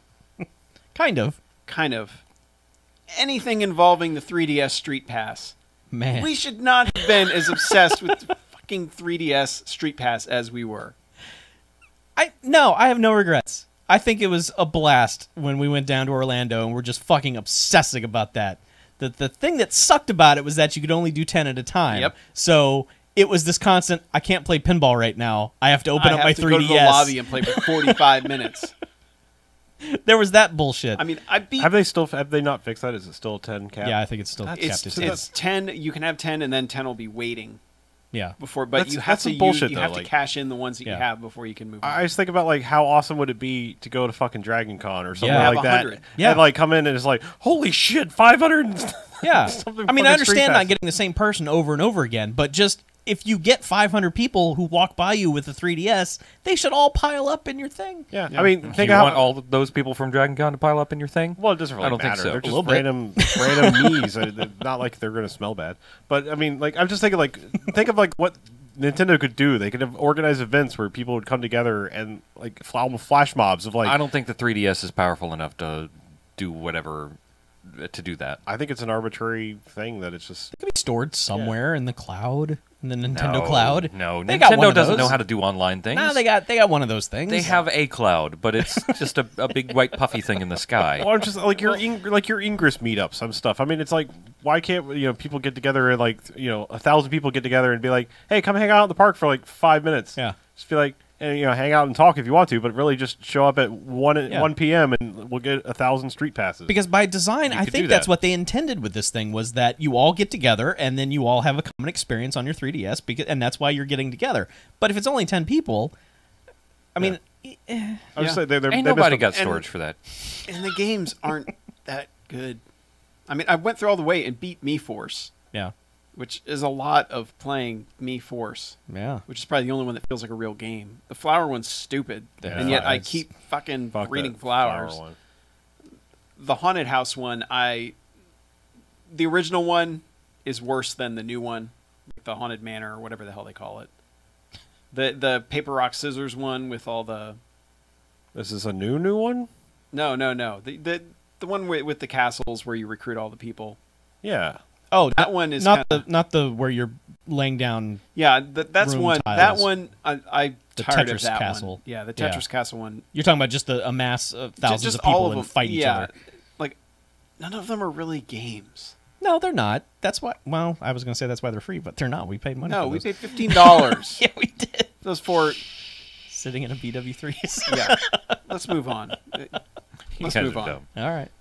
Another 3DS thing. Yeah, Animal More Crossing. 3D. Goddamn. 3DS. Played a lot of Animal Crossing. We did. And then like one day never played Animal Crossing again. Yeah, but- pretty much, because like it was like, well, I think we discovered street passing, and I was like, oh, maybe I can get Animal Crossing street passing, and then I don't know, the Pokemons came out, and then I was Yeah. like, fuck, I don't. Well, there's I just a don't point know. where I'm so glad I never got into it, Mhm. but it just feels like everyone reaches a point where they're like, I got to get out. I got to get out from Tom Nook. I can't. Oh, keep it's not doing even that this. anymore. It's just Yeah. like I just Oh, that son of a bitch. I no. remember Tom stories about Nook's him. like really mellowed out in his old age. Yeah. That's not the thing. I don't know. It just sort of becomes a thing. For me, you stop playing it for a week, and then you realize a couple weeks goes by, and it's one of those games that shit goes wrong in your town when you're gone, and I just don't want to go back and deal with it. I don't want to deal with. I have a clean city thing turned on. I could turn. Oh, really? I, See, I I could never- go, I could go back in and it'd be all the same. Yeah, well, I don't want to deal with the crap that's going to be everywhere in the town and all the people giving me shit. So I was just like, I'm just not going to deal with it. No, But- I learned a long time ago. Just if you can get the clean town one, Yeah. that's the way you can just say fuck Animal Crossing for a month and still go back to it. That's true. But I mean, that's the thing that got me to buy a 3DS. And so that was the only thing I had on my 3DS for like 2 months and played it just nonstop. That's crazy. I shouldn't have done that, but I did. I don't regret it. Now the next one, did you put this on there? Because I haven't played a lot of this. Oh, I put it okay, on. Yeah, okay. me. I put that on there. Peggle 2. Peggle. I played a fucking Deuce. metric ton of Peggle 2. See, I'm Captain played the shit out of Peggle 1 Peggle. on the iPad, but Yeah. like I got it on the 360 when it came out. And I was like, yeah, I don't really like the way this plays. Like I'm pretty sure if I had Peggle 2 on my iPad right now, dear God, I can't even imagine. Yeah. Like it'd be my new Scurvy Scallywags of like every night I'd be like, just one more level of Peggle. But Peggle 2. like sitting down in my chair, I'm like, I have better games I could be playing right now. Well- and that always occurs to me. I bought Peggle 2 because it was going to be that, okay, I've played 5 hours of Forza, now let me unwind with 15 minutes of Peggle. And it has become, I've played 5 hours of Peggle, I should probably play 15 minutes of Forza. So it has become that sort of, like, the primary reason I sit down to game is Peggle instead of the actual games. So, I just play way too much of that. Right. Yep. Okay, BJ. Yeah, I was gonna say some of our next ones are gonna be easy. Yeah, well, you guys know about my slight Ingress obsession. And And I see friends on Twitter that have succumbed to that as well. yeah, I've seen people call out on Twitter for like their team to, hey, let's go do this, Team Moon or whatever. It's like, what? You can fight for the moon. Yeah. Yeah. Yeah. Sweet. I've kept tried to keep Ingress out of the rest of my social stuff. I've let it take over Google Plus because that's fine. That's a wasteland. It's the only thing that keeps me using Google Plus actually. Aside from YouTube. Yeah. Unfortunately, but I don't know. I've talked about it a fair amount, but I have met a lot of cool people, and I've had a lot of fun times hanging out with those cool people, and it's my like go-to. I have nothing else to do. Let me just pop open Ingress and see if there's something I can do. And Hey yo, how fast do you want to think everybody that plays Ingress now will stop playing when it's on the iPhone? Because they're hipsters? Oh, yeah. Well, no. Everyone. It actually, I'm kind of looking forward to it because that means there will be sure. more people playing. Oh, sure, yeah. I like that Totally. idea. Absolutely. What if there's their own faction? That's going to make it even more interesting. Uh-huh. I kind Oh of yeah, like. good. We need to draw more Yeah. stupid lines in the sand. Yeah. Yes. Or There'll imagine- probably be some designation like, that gang is on an iPhone. It's You like- should kick them in their little. You should Yeah. punch them Nether in region. the kneecaps. Yeah. So it'll no. further the format wars. Punch them in their wallet. Oh wait, that won't hurt because it's so fat.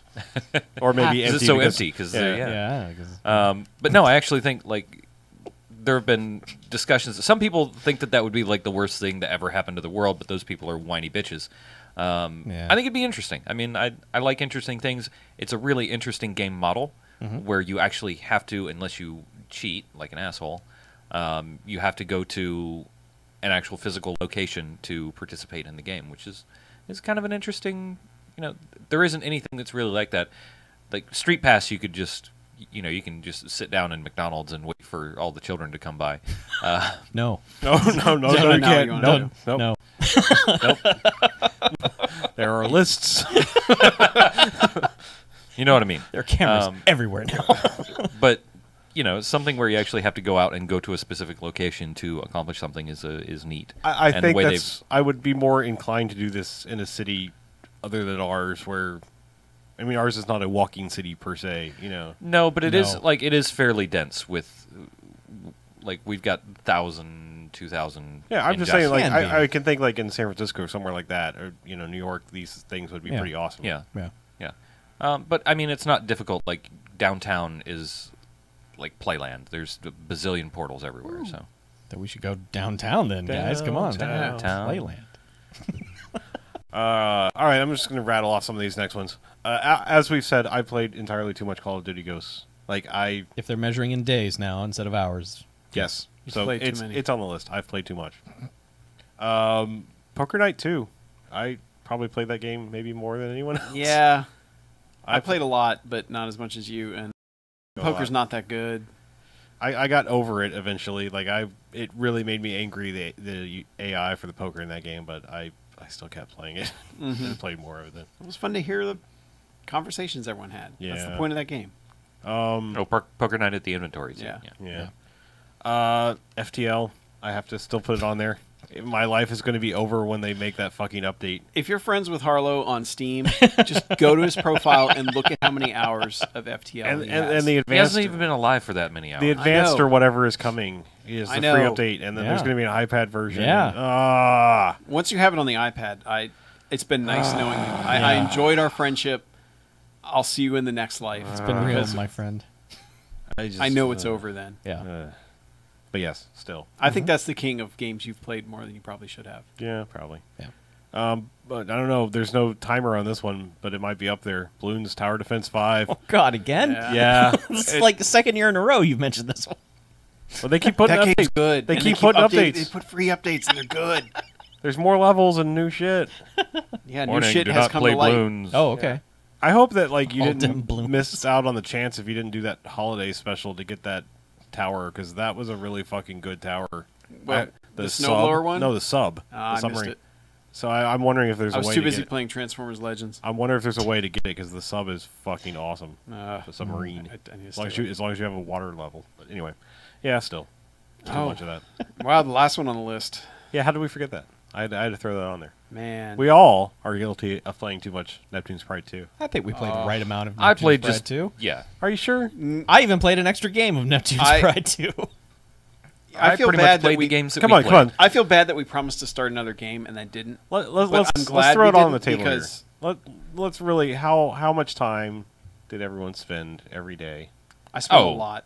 Especially that That's first why game. I won. That first game was like planning my life around Neptune's Pride Yeah. banking updates.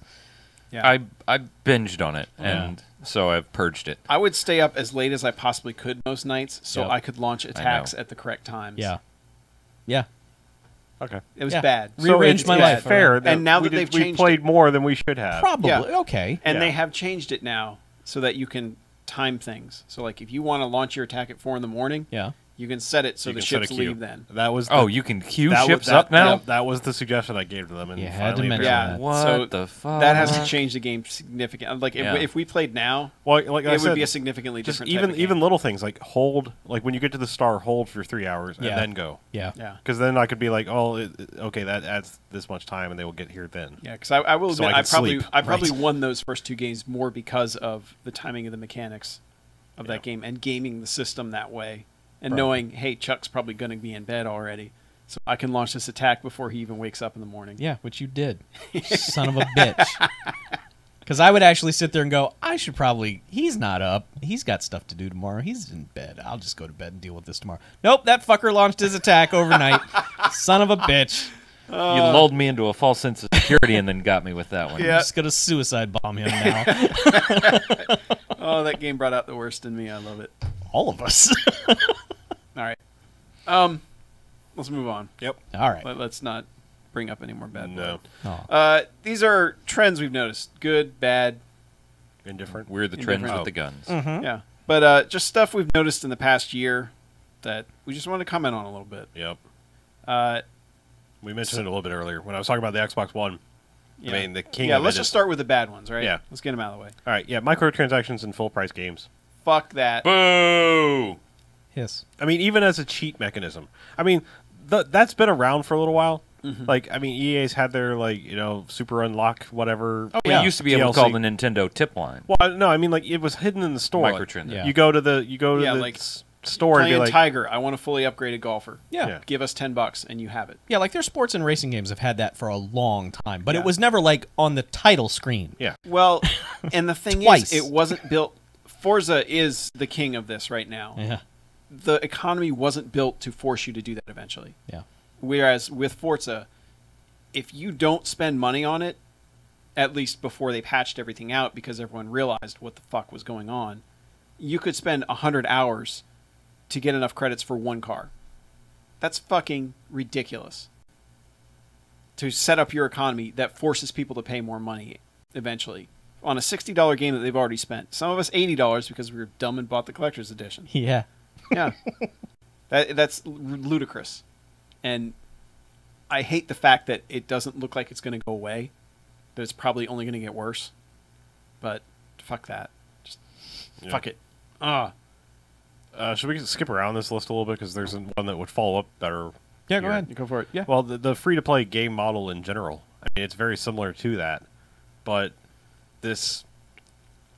Try to play Warframe. Try to play, well, even worse, try to play Blacklight Retribution or whatever the fuck that's called. Well, I think it comes down to this, what we were talking about, how there are actual mental triggers. Like, they hire people, experts in this, you know, how to make people give you money. Yeah. They don't even have to hire people anymore because it's like commonly known around Because the people have community. leaked the design documents Yeah. of how to get money out of free-to-play games. Like, you don't even have to hire a specialist now. You just, like, oh, someone researched this already. Some psychologist figured this Yeah. shit out. Well, yeah, and like Candy Crush, if you've paid once, Oh, Jesus. they put you down a river. They actually call it a river that will ensure that you have to pay again in order to progress. Because they know once they've gotten you once, that you've They know you're made that weak. mental investment and that you will make it again, so that you feel like you get your money out of it.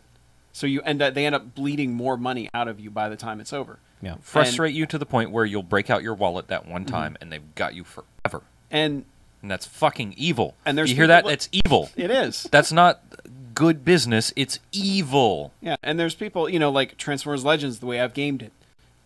I've never paid money for it. Actually, Yeah. I did way back when. I come clean. I paid money, but I haven't paid money in 6 months. Do your arms. Yeah, I know.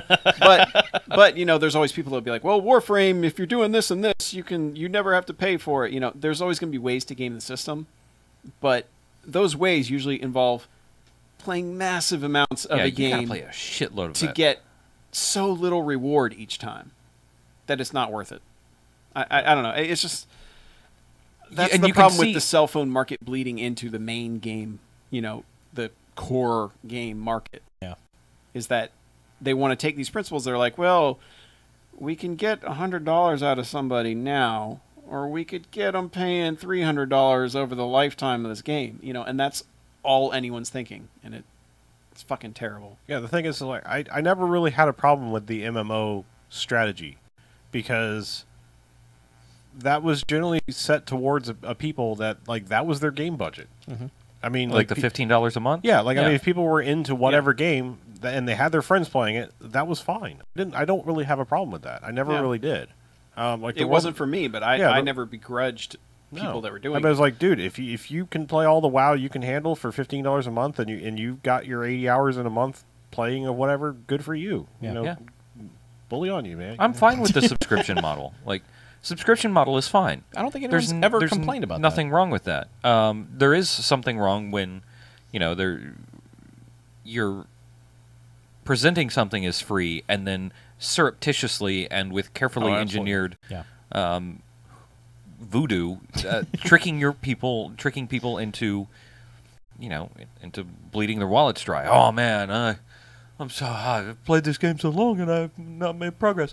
Maybe I'll just buy $5 worth of Z credits or whatever the fuck they're called, and then Yeah, and maybe it's me, but just don't lie to me. yeah, I think games should have an end to them. And I feel like with free-to-play, it's always, I got out. I said, fuck it, and I quit that thing. I beat the game. And it's the MMO, the way guys say, yeah, the way to beat the game is to quit. Yeah. You know, I don't like having that mentality about a game. I prefer to be like, I got 100% in that game. I'm done. I can walk away from it and say, I enjoyed that. You know, when I walk away from Transformers Legends, I'm going to be like, why the fuck did I play that long? It's probably funny. That's probably why I have a fond memory of DC Universe, is because, like, the player versus player shit was so bad that, like, when I finished all of the single player stuff, I was like, I am done with this game. Yeah. I have completed this game. I can now put this away. And that was not bad. Yeah. Because, like, I got in there and I was like, you know what is terrible is having kind of a slow server and a slow engine, having, you know, 50 people running around with super speed and flight and everything, and going, this is utter chaos, and going, I am never doing this, and then just being able to say, I'm done. Yeah. So it was like the only MMO I feel like I ever beat. Good for you. Yeah. All right. All right. One thing I want to bring up. Xbox somehow making achievements utterly pointless. I don't know how Microsoft squandered that part of their system, which Chuck and I can attest had us. We're like, is the game on 360? Then I probably don't want to play it because I can't get achievements. Yeah.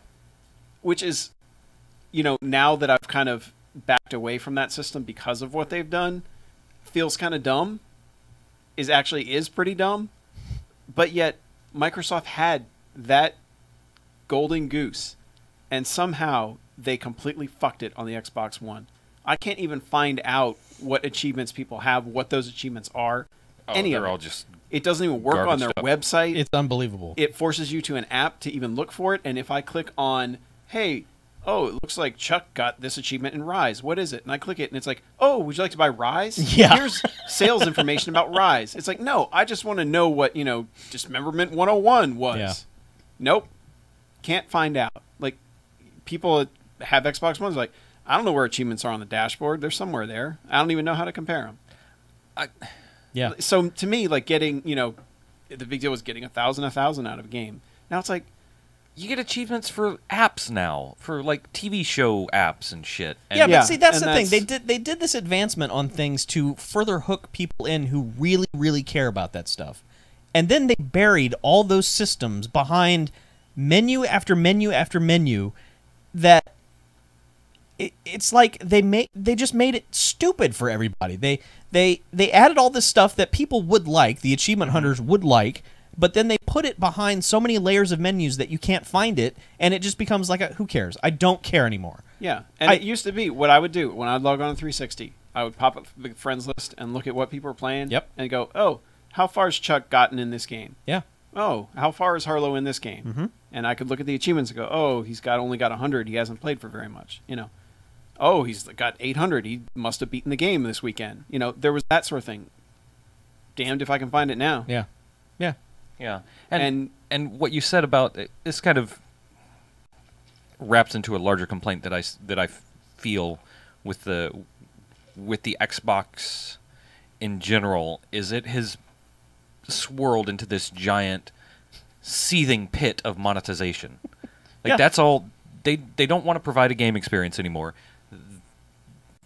Games They as are now service. they're now that that silly thing, M with the dollar sign. That's what it has become now. They've become the internet bullshit They've name. become the internet hate. M dollar sign. Right, M dollar sign. Yeah, they're cousin with They, Kesha. they've kind of made achievements the Look, a dollar bullshit. sign, huh? Yeah.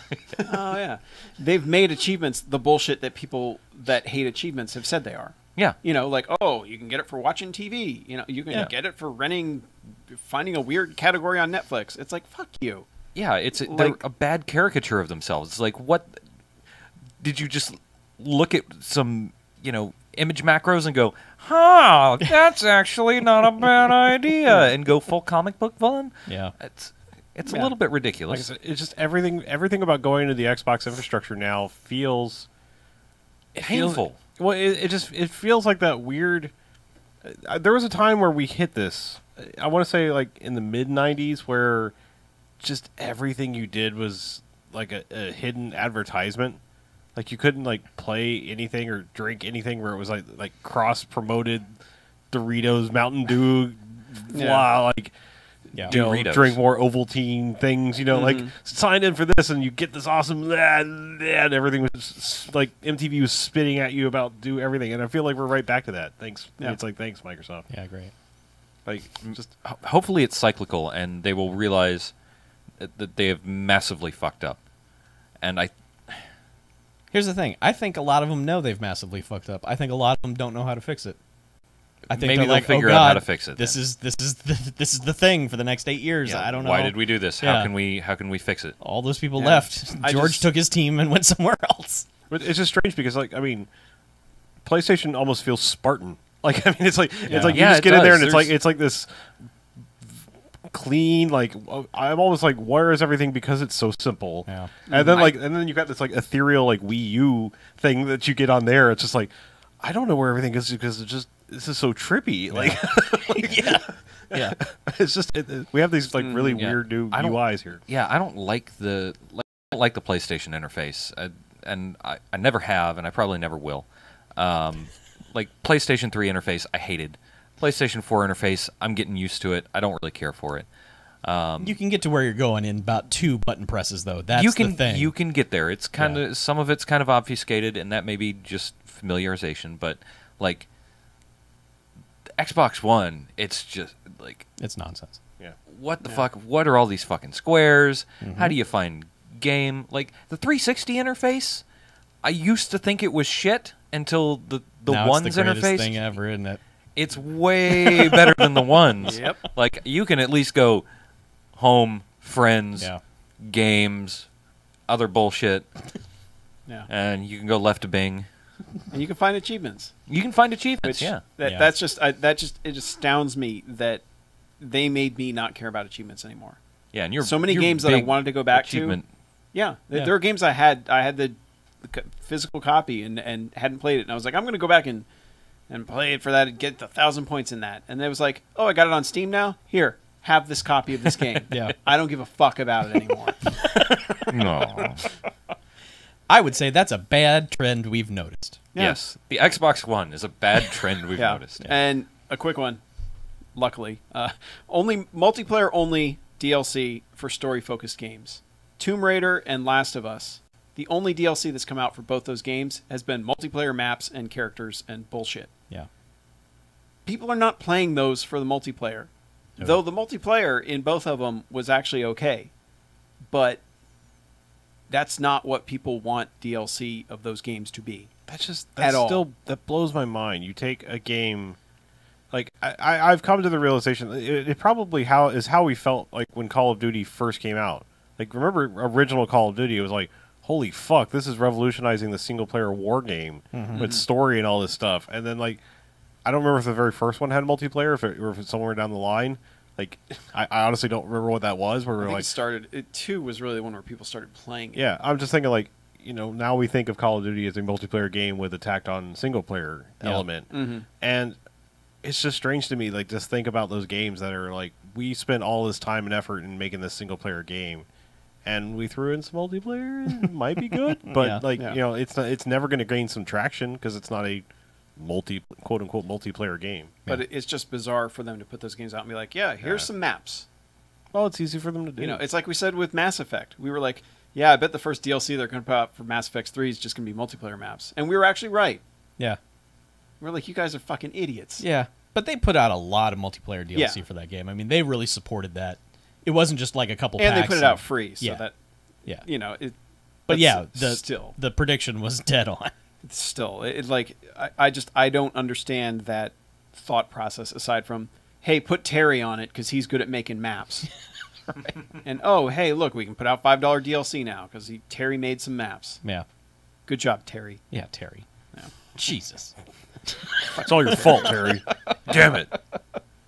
Not Terry again. Uh, What a bonehead.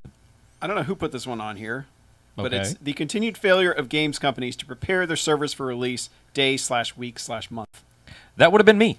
Yeah, Um, and that is a very good point. It is fucking embarrassing. In 2013, it is embarrassing. And in 2014, it will be, holy shit, what the fuck didn't you learn about 2013 and 2012 that you are still fucking this up now? And earlier than that, like, Yeah. WoW crashed. I mean, Galaxies crashed. Everything like crashed. Everything crashes. The last 2 years have been really, really, really, like Diablo 3. Yeah. How do you fuck up Diablo 3? Well, they didn't for long. No, That but they was still still. fucked it up. That They was said like, they- fucked it. but that was like 3 hours. How do you Seriously. fuck up Battlefield? You think people aren't going to play Battlefield or GTA Online? How do you fuck those up? You don't have any excuses, game companies. Not this year. Because you know what? Cloud. Well, yeah, you can. No, I know. You can fart server Yeah, space cloud into existence. and infrastructure and synergy, guys. Yeah, Get on synergy. it. Well, and we're talking about a company like EA. No excuses. These servers, you have servers. Yeah. Like, you know what? I understand the load is never going to be as heavy as it is launch day. That's why you. You know what? You have other games that nobody gives a fuck about. Move those servers over. Right. Move them back. But you know? can use because people aren't going to, people are going to bitch that FIFA 13 can't log in when FIFA 14's out. So Yeah. you know what? I'm telling you Fucking move guys, all your FIFA 13 servers over for throwing it launch out there day. to the internet. I know. Launch window. a launch window Yeah. server company Yeah. that comes in and says we will be the cushion. Yeah. we're going to you're rent pushing. you. We're going to rent you servers. Yeah. all these servers to handle your launch day load. Yeah, and why is that not a thing? Like you can. You better give us an image. We'll load them up. Yeah. Have it all ready to go. And I know I'm oversimplifying by making that FIFA statement, but I know there's Well, a lot more that goes to it. But But it's a there good has point. to be a way. Like, there has you- to be a way, and they have to know what it is. We shouldn't get a press release from EA that says, "Oh, we're buying more servers, but they'll be here on Thursday." Like, Yeah. are you fucking Yeah. kidding me? It's like, Don't how you did guys you have Amazon not- Prime? Did you No. not? Did you not like? Did you not get the fucking memo that Yeah. 80 billion people pre-ordered? Whatever game of the week is. It's like, you know how many codes you distributed. You know how many physical copies you sent out. Prepare for that number of gamers. Here's the thing. Okay, they know how many physical copies they've printed. Yeah. Let's Right. assume every single one of them is going to get sold and played within the first week. Right. And if like digital sales they go like, oh, digital sales, we didn't expect that. Cut them off. So you know what? Sorry, you can't buy this right now. We're at capacity. Well, that's what Star Wars did, didn't it? I don't know. The Star Wars Old Republic. Yeah. Cut- I think cut- they did. I think they started cutting people off. Cut it the fuck off. Yeah. Say like you can't digital buy this right now. Sorry, Yeah, we're at capacity. They actually did They that. staggered like launch days. Like, you buy now, you can start playing this day. Yeah. After this time, if you buy it, you can There's- start playing there's this day. At least 5 different reasons why Yeah. it shouldn't happen. But But there's even also that was ways fucked up, There's so- also ways that they should, be able to fix it. Like I Pre-order. said, You, Yeah. They need a server cushion. Like I mean, that's a business. Yeah, anything that prevents the PR nightmare that happens on launch day when your hardest of the hardcore fans of your product can't play it, and who are then the most vocal. Yeah, they're Exactly. going to be your evangelizers Yeah. if it works. If not, they're going to be the people that bury you. Yeah, Yep. it's I don't know. I Yeah. There's some nerd in an office doing a graph that says, well, we can afford to lose this many people at launch and not pay for these servers, and we'll still break Yeah. even. I hate that guy. that guy needs to be flung into the sun. Yeah, along with batteries. No. So, all right, I got one more, Okay. and then we can move on to the positivity. Yay. But, man, games journalism this year. You can leave it at that. I mean, I see What- the rest, but Yeah. you can just. What the fuck happened? Like, I'll it feels tell you like what if happened. I enjoyed a game, there was somebody waiting to tell me that I'm a bad person for having fun playing it. Yeah. I'll tell you exactly what happened to it. Games have become the film journalists of 10 years ago, of the post Pulp Fiction of like, here's why everything that's remotely commercialized is bad, and you're only allowed to enjoy the dogma Lars von Trier bullshit that was made with two guys shitting on a camera. and it's like, I never would like lump those people in with saying all independent cinema was bad. But it's that hipster crowd of like, oh, I only like it because it was developed by one guy and it took him 8 years and he got polio during the making of it and Oh, got better. Fez. Yeah. And then he kickstarted the game, but he didn't even use Kickstarter because it's too commercialized and yeah. I mean that's the thing is like it's this pseudo intellectual bullshit, independent movement thing. Where like Well, it's really more, I think, the pseudo intellectual, and everybody thinks that they have to, like, it's de rigueur to write a criticizing think piece about the misogyny in Grand Theft Auto 5 instead of going, you know what, we all recognize the problems in Grand Theft Auto 5, or in the Grand Theft Auto series of games. Like, there's a reason behind it, and let's move on. We don't have to. Yeah. We don't have to. We don't have to throw them on a cross. Yeah, the difference is like you can address a problem. You don't chastise people for enjoying it being the best there is to do right now.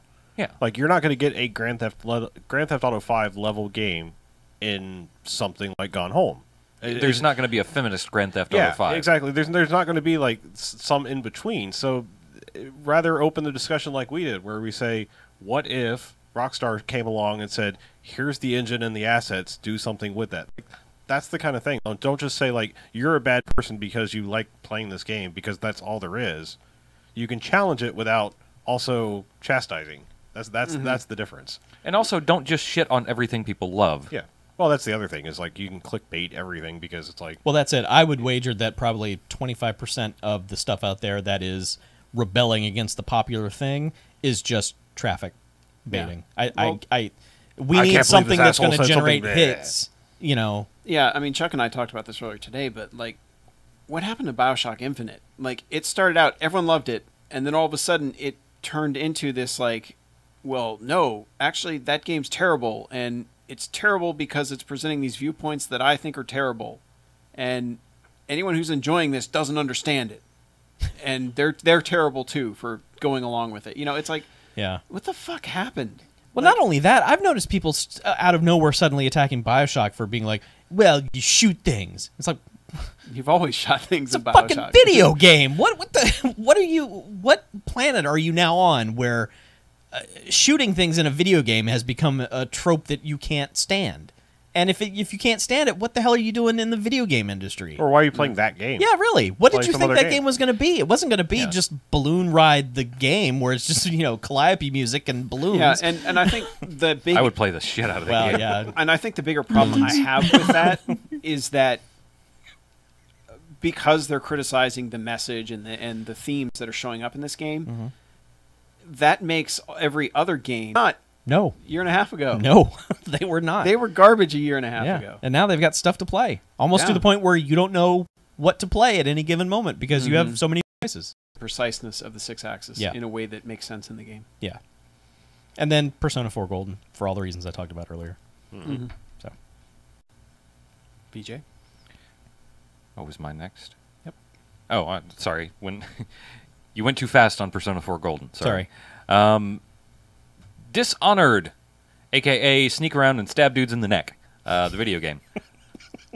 I'm really glad that I played that, and I really hope they make a sequel of some sort for the next-gen systems. But, shit, I've talked about Dishonored enough. You guys know why I like it. It's yeah. good stabby neck times, and it's not Assassin's Creed. It's like weird steampunky castle Assassin's Creed. So it's good stuff, and I would play more of it if I wasn't so mired in other game. Other game. Yeah, and also Sniper Elite V2, which has its flaws, and we've talked about them to death, but it's still a really solid, interesting game specifically because of how much detail was paid attention to the mechanics of the shooting and the awesome X-ray shots of bullets going through skulls and bouncing off of helmets, Yeah.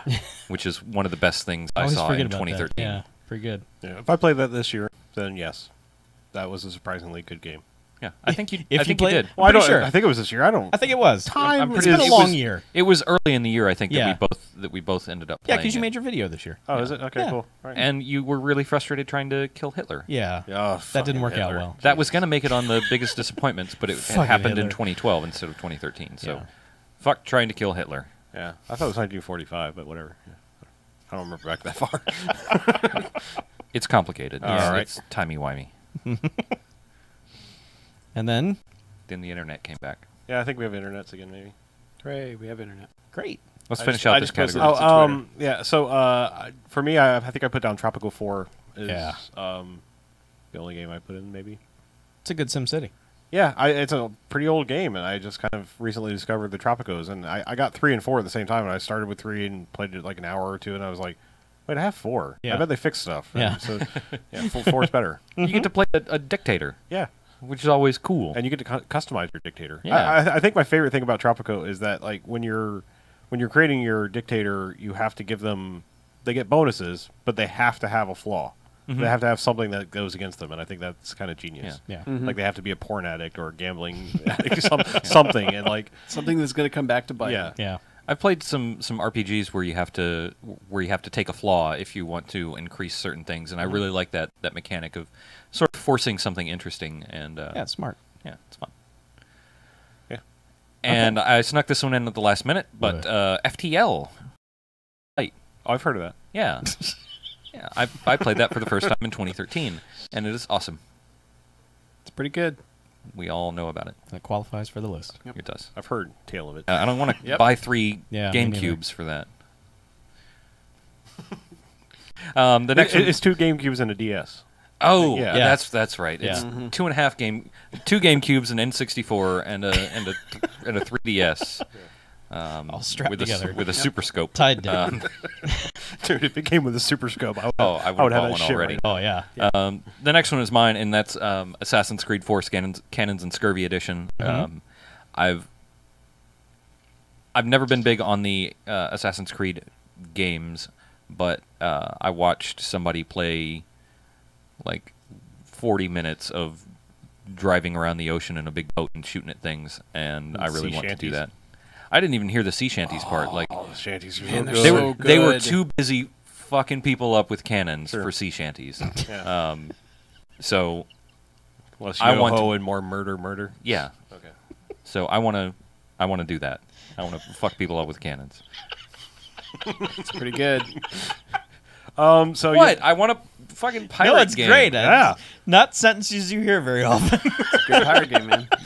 We need to hang out more. Okay, well, if say you're, that you're like going to talk 9 about times cannon a murder more often, then I'm going to hang out with you more often. 'cause Yeah. That's the kind of shit I like. like the cut of your jib. That's right. Nice. I'll show you a picture of some cannons. So yeah, Okay. on that list of cannons and everything, I'm putting Battlefield 4. I'm waiting for them to fucking fix it. Like, just get done with it, and then I'll play your game. I'll tell you this: they're probably not going to fix the interface. Probably not. But Just make it stable. yeah, I'm just waiting for it to not crash. I'm waiting for the internet hate to calm the hell down. I want the most vocal people to say, you can play it now. yeah. I'm concerned that there's still as many issues as there are, but it's Yes. mostly fixed for now. But I'm gonna keep telling you that it's not fixed enough until I'm done with it. Sure. Yeah. That makes sense. All right. Yeah, I'll probably play that too. That's a good idea. When Okay. It works. They should play that. Well, let's play some Battlefield, huh? I When want they to play fix some it. Ghosts. Get in my squad here, all right, man. yeah. Let's kill some dudes. Whoa. Get in I'll my get on squad. Yeah. Yeah. Get into my squad. Oh, God. Oh, are you singing because our next category is best soundtrack? Maybe. Nice. Good Ah, one. I like it. Look how that But worked yeah, out. best soundtrack Mhm. or music or whatever. Because I don't know if it counts as the soundtrack, but the sea shanties in Assassin's Creed 4 are awesome. Yarr. And they are a friggin' collectible. Yarr. You unlock more sea shanties by finding the lyrics to the sea shanties in the cities. They're an audiolog. He was just waiting to say that. God. He's been waiting to say that for 2 hours. Damn it. But yeah, there's Already. like I Son of a bitch. don't know where they found the guys to sing these, but they're fantastic. I would have loved to have seen the casting call for it. Oh yeah, Salty types needed. yeah, Please be able to sing. yeah. I just went to a It's Jimmy great. Buffett concert and hung out outside. I'm like, hey, you know any shanties? No, we Pretty much. man. But yeah, but they're That's 64 they're margaritas. awesome. And they make sailing on the open sea like it's almost like being in the car in GTA and not wanting to get out because the song's still going. It's like Yeah. I'm just gonna hit the open sea and just sail for a while so I can listen to these guys sing. Come sail away. Yeah, Mhm. it's pretty awesome. Come sail away with me. BioShock Infinite, because the soundtrack is so tied into the actual telling of the story of that game, Absolutely. Without a doubt. and certain songs creep up on you because you're like, wait a minute, Yeah. and then you realize what they are. Yep. and it just plays into the mindfuck of that entire game. The use of music in that game is really good. Yeah, and I mean, the song that was written for it, that plays over the end credits and everything, is a terrific song too. Mm-hmm. Yeah. Yep. Wait, who wrote the song at the end? I saw something about that, and I was like, really? But now I can't remember who it was. Someone famous. Bono? I don't know. Yep. No. No. No, I think Ken Levine was one of the writers of it. Bono? Not somebody else. Or who and performed like- the song, I should say. The girl who was the voice actress for Yeah. Elizabeth. in the Okay, game. maybe I'm thinking of a different song. Or Yeah, you probably different are. game then. Maybe. Next? This is my vote. I would say Saints Row 4. I know it's a canned music station thing that's not really unique to the game per se. I mean, it's picking songs and making radio stations. Mm-hmm. But There's a science to that, there is a science to that, and and an there art to it as well. and there is one channel that it's like my iPod most played songs. It really is. It's bizarre. I mean, with the exception of like one song on it, it was like Mhm. you could just. This would be my iPod. If you were to hit like most played, Yeah. frequently played songs, this would be it. That's how I felt the Driver San Francisco soundtrack was a few years back. Yep. It was like somebody went into my iTunes library and made a playlist out of it. So I mean, Yeah. it gets Yeah. all the credit for And, that. and they use their songs. Yes, they do. They're what, 4 We will songs get to that are licensed yeah. that they just Yeah. the best use of ridiculous fucking song. Well, we're going to get to Yeah. a point in the next category where we will spell out yeah. good use of those songs. But overall, the just the radio stations are really well put together, and that when they use songs in the game, it's smart and well done. Yeah. It's not just music slapped in there.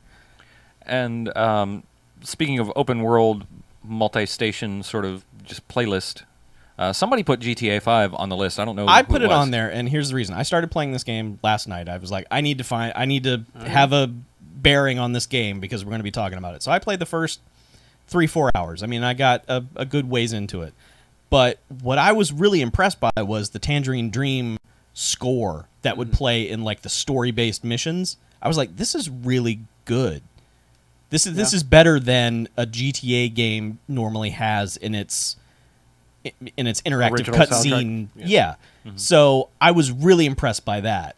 And then, once the world opens up and you get into the radio stations, yeah, those are really good too. But I just think the original score of that so far has been really good. So I just wanted to point that out. It is. Yep. Yeah. It's not really. It's cheating a little bit because it's not really in the game. But like, I got a little secret. I don't dislike Eminem, but I've never been a fan of Eminem. Is that a secret? Like, you've Well, been I just- holding that inside of you for a long time? No. I'm just saying, It's like, good to get that out. I mean, I own the Marshall Mathers EP. It's So like, do all white people of our age. Exactly, sure. It's like it came in the mail with the Sublime album, but but I mean, like, That's your art. like after age that, kit. it's like, okay, dude won an Oscar, and I don't care after that. It's like, but there is a song in the end credits, or like, goes from the very end of the game into the end credits of Ghosts that he did an original song. I think it's on the Marshall Mathers EP 2 or whatever. Yeah. But he wrote it originally specifically for this game, and it's really fucking good. Wait, what? Like, it's really good. Yeah. Like, I mean, It was a synergy thing. Like his album dropped the day the game came out, and they used that song in the trailer. Okay, all right, and- okay. yeah. So it's not. You said the Marshall Mathers EP, and I'm like, wait a minute. two. Marshall, Like he made Gotcha. another. Put it Yes. on, just cashed in on it he again. made a sequel. But Yeah. like, it's like when you finish that game, it's just kind of like, yeah, this is the kind of shit I want to be hearing right now. Yeah. Like, it's angry rap in a good way, and like, I don't know, it just hit me at the right time, and I was like, yeah, Nice. Yeah. So, all those are good. uh-huh. But let's talk about the real best soundtrack of the year. All right. Far Cry 3 Blood Dragon, the Power Glove soundtrack. Yeah. That Oh, is God. everything. It is exactly what that game needed. Yeah. It's perfect. And listening to it on its own, it's fucking awesome too. Yep. It's got some good stuff in there. Yeah.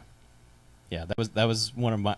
I very rarely will buy instrumental game soundtracks, but bought that one as soon as someone said, "Hey, it's on iTunes." I was like, "Bought mine." Yep. And then there's also some very timely, awesome music. Like Oh. the opening scene. Yeah. Yeah. Oh yeah. They outdoor in that regard. Well, they just beat him to the punch. Yeah, but basically it was like, "Hey, there's a helicopter." Well, let's play that song. Yeah. Yeah. Of course. I think they did every intro game helicopter sequence. Yeah. Like they outdid all of them. Yeah. Forever. Yeah. It'll never be better. Yeah, I have a couple other like really minor honorable mentions. Like some of those indie games are getting really good soundtracks now. Like Gunpoint and Monaco have fucking amazing soundtracks. I would even say Gone Home. Yeah. I think the music in Gone Home really fits that story. It fits it. I mean, I like. I don't know if I'd listen to it. Well, no, on its I own, like but- the original soundtrack stuff is good. It's just like the Anger Girl The punk. Riot Girl stuff. I would pop the tape in for about Yeah. 15 seconds and then eject it as fast as I possibly could. Well, I was just waiting for some sort of satanic message to play, and then when it didn't, I was like, "Eh, Yeah. I was like, no, here. Yeah, listen to I'm this not terrible listening to the whole song." The original music and some of the other. I mean, some of the in-game stuff is really good, but like, yeah, a lot of that is just like, okay, that's not my Yeah. kind of music at Yeah. all. Yeah, that's why I didn't write it down. I just wanted to. That's like L3 and a half. Nice. I forgot Friends by Dragon Sound at the end of Far Cry 3. Friends Yep. Forever. Oh yeah, that's Just- right. Yep. I can't that's believe right. I forgot that. That's just- right. Yep. Forgot all about that. Cashing in on that one. Yeah, craziness. Yep. Well, that leads into best section. Best section of a game. Some of these are music related. Yeah. And some of these, will play into our Fody stuff Yeah. for the actual picks, but, just want to call out specific areas of games. Mhm. For me, the intro section of The Last of Us so firmly tosses you into that world and gets you to understand it that quickly and gets, like, all the panic of what an actual outbreak would be like. It pretty much is able to make you feel that and make you care about all these characters in the span of like 10 minutes. Yep. It's insane. And then the very last sequence where it's almost like an epilogue, but it ties everything together so well and in a way that pretty much defies the way video games work.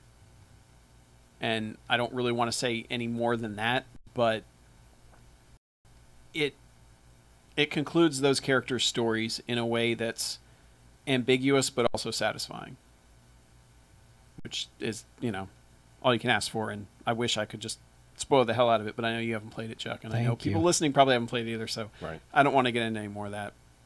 And the same thing for Brothers. The final sequence of Brothers, where the control scheme that people either love or hate kind of all clicks.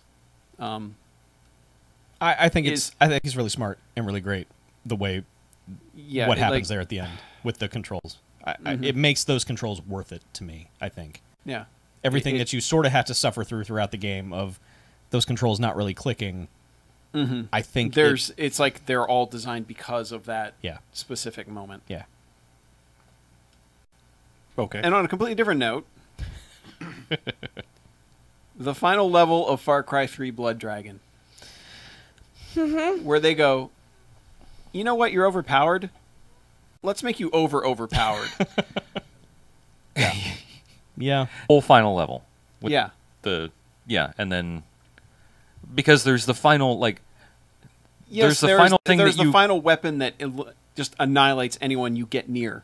The end of your video game. And I'm not complaining. Yeah. I'm just saying no shooting, no you're just character movement. You're following someone around while they're explaining everything. Yeah, to it's you. like you have your final boss battle, and then it's like, and now here's the rest of the end of the story. And it sounds like like that should be terrible. That's the rest of the story. Yeah, it sounds like that should be terrible, but it's not at No. all, because it's compelling as hell. Well, when they hit you with that first detail, you're like, oh my god. Yeah. Holy shit. Yeah, and then I from mean- there, it's just like, what is happening? Yeah, I mean, that moment is the best moment of the game. Oh, yeah. And the way that a character dies is affecting in a way I was totally not expecting it to be.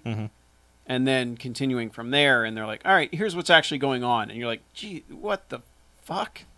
Yeah. So, For me, actually, it was the moment. My moment of the game of that game comes earlier. It's the walk down in the basement thing, the musical moment. yeah, with the guitar. Yeah. Oh, yeah. I mean, that's just, I don't know. That's like transcendent in game to me. I don't to realize that that's something that I could have so easily walked past. Yeah, completely And, yeah. optional thing.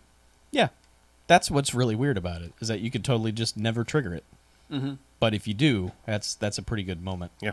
That game has a lot of good moments. I think the whole, like, Ghost Queen craziness that happens after you run a bunch of stupid errands, but just, like, the whole big battle that goes on, I think that was pretty spectacular in terms of, just, like, a game having not really shown anything like that up to that point. All of a sudden, it's like an old-timey Ghostbusters game or something. You're like, this is pretty good. Yeah, that game has a lot of moments, but yeah, the whole bunch of stuff there at the end is It makes slogging through that final battle worth it. Yeah. But it's not great. there's apparently one strategy that is foolproof. Oh. So, kill all the things. nah, yeah, like, works. well, yeah, but it's kill all things, but you have to protect a thing at the same time. Wow. You are the only one doing any protecting. And it sucks. Yeah. Yeah. I've talked about it already, but that insane first level of Call of Duty Ghosts, like, went so many weird, bizarre, stupid, ridiculous, crazy places that I was not expecting it to go. And to know that the game goes there even further later on is just great. But that was one of those things that just like, I was like, all right, I'm in. You guys sold me. Just you guys completely sold me when, I mean, I'm just going to go ahead and say it. Like, a space station gets hijacked. Yeah. And you are in the space station with a gun trying to shoot dudes that are hijacking a fucking space station. That's insane. Yeah. Odd. Completely insane, but it's great. Well, I mean, not just that. I mean, Well, yeah, the and back then and forth stuff is really Yeah, you're in an area that's getting wrecked. wrecked, and an earthquake's happening, and Yeah. you're running through it, and Just like the ground is just all the bullshit you see in like 2012 and dumb movies like that is happening in this game. It's like, this is pretty interesting yeah, to start a Call of Duty game. yeah, I loved it. Yeah. And sea battles in Assassin's Creed 4 make that game totally worth it. Yeah, they're good. Yeah, they're tons of fun. I mean, they're fun and they're exciting in a way I was totally not expecting them to be, and also strategic in a way that is a little bit different from how I thought it was going to be. But they make that game worth it. Yep. Haha. Anyone? I was like, oh, that's the end of the category, but it's Nope. way down there because the other things on that on that row are honorable mention for Eminem by Eminem, brought to you by Eminem. Mars. The heists in GTA 5 were probably some of my favorite single-player gaming moments that I had this year. The work that you do to lead up to them, all the planning, all the preparing, there's not really much planning, but the fact that they structure them out just like a heist movie, and they really put you in the feeling of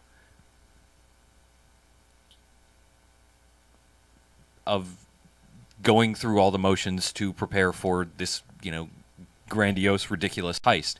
And then you get to play through it. You get to actually do it. And what you do has consequences. Like if you choose the right guys, or if you choose guys that are good at certain things, then you will end up with more money, but you'll have to pay them more money, and sort of everything that goes into that whole system is just frickin' phenomenal. And I really I hadn't seen anything like that before, and I hope to see I really want a crazy robbers heist expansion or something to pop up for GTA 5, because it was really just that much fun. And I kind of want to throw in just the multiplayer tomfoolery that kind of went with GTA Online as kind of a tag-along to that, because it allowed for such ridiculousness, and despite its flaws was bonkers and really, really good when you could get to it and get people together that weren't dickbags. Oh, isn't that always the way? Yeah. Um, Chuck, I think you need to speak for this. the missile launch sequence in the first mission of Saints Row 4 is a moment where I believe I said before I was laughing, crying for 5 straight minutes. It was like, okay, this just got dumb. Oh, okay, they're playing this song. Oh, this just got really dumb, and really dumb in the best way possible. Just whoever wrote that down on a piece of paper and handed it to an animator and said, do this, my hat is off to you. You've made one of my favorite moments in a video game. That was just really, really strong. And then the other thing being the individual sex scenes in Saints Row 4. They're all pretty ridiculously good. See, mine for Saints Row 4 has to be the robot mech suit section. Well, yeah. I don't know. I think when you romance the orb thing. Oh yeah, that's pretty good. I when that first happens and your character makes the face that it makes, I was like, wow, that just happened. Yeah, I really need to go and play the DLCs. I know Saints Rows are notoriously bad for DLCs, but this is the Saving Christmas one looks good.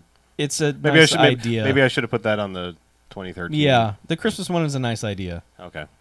Expected to be short, probably. Yeah. Okay. Isn't that always the case? Oh, Of yeah. course. Yeah. Moving on. Yeah. All right, let's move on. Best character. Yeah, our favorite characters this year. Best character. There you go. Oh, I just wanted to be the Spike thing. Oh, okay. Thank you. The best. We got a couple from GTA 5. Mm-hmm. One of which being Trevor, who allows you to do all the insane stuff guilt-free, basically, Mm-hmm. because that grounded world does not allow for that unless you have a complete sociopath like him.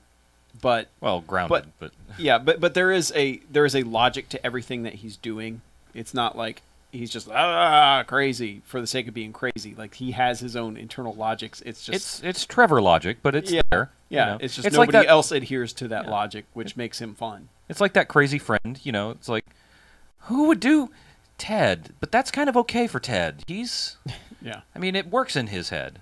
He's also he is a cipher for all of the crazy mayhem that you want to do, because whenever I wanted to do crazy mayhem, I would switch over to Trevor, and it's like, all right, we're in our underwear in a ditch, surrounded by liquor bottles and dead bodies.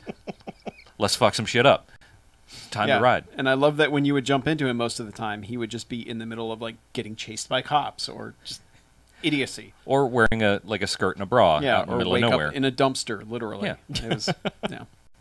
And Lamar was another one that was added on here. Lamar's the asshole buddy, right? The Yeah. asshole buddy of Franklin's buddy. Franklin. Yeah, I put Lamar on there simply because I haven't gotten to Trevor yet.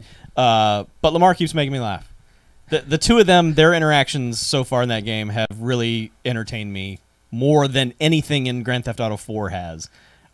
Their relationship is pretty hilarious, and I like the writing. But Yeah, I mean I don't know why Lamar hates Franklin as much as down as those two are on each other, to where Franklin's always like, "What is your problem with me? Why are you? Yeah. What? Leave me alone. Why do I hang out with you?"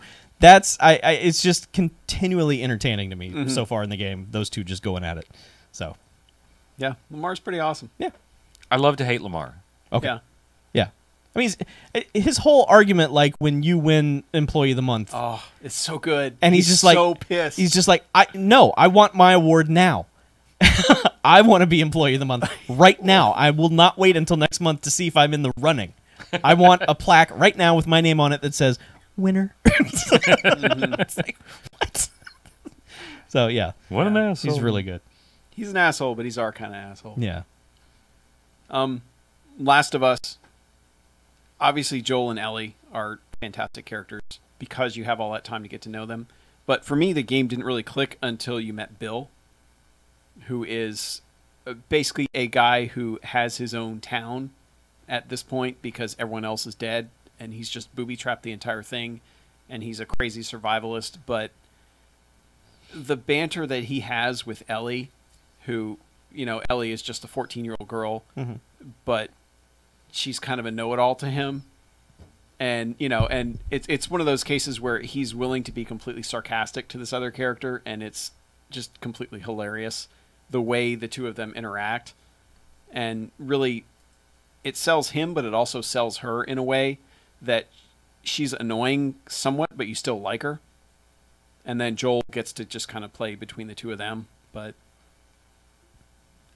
Joel and Ellie are obviously the stars of that game and the best characters in it. Yeah. And if they weren't as well written as they were, I wouldn't feel as highly about that game as I do.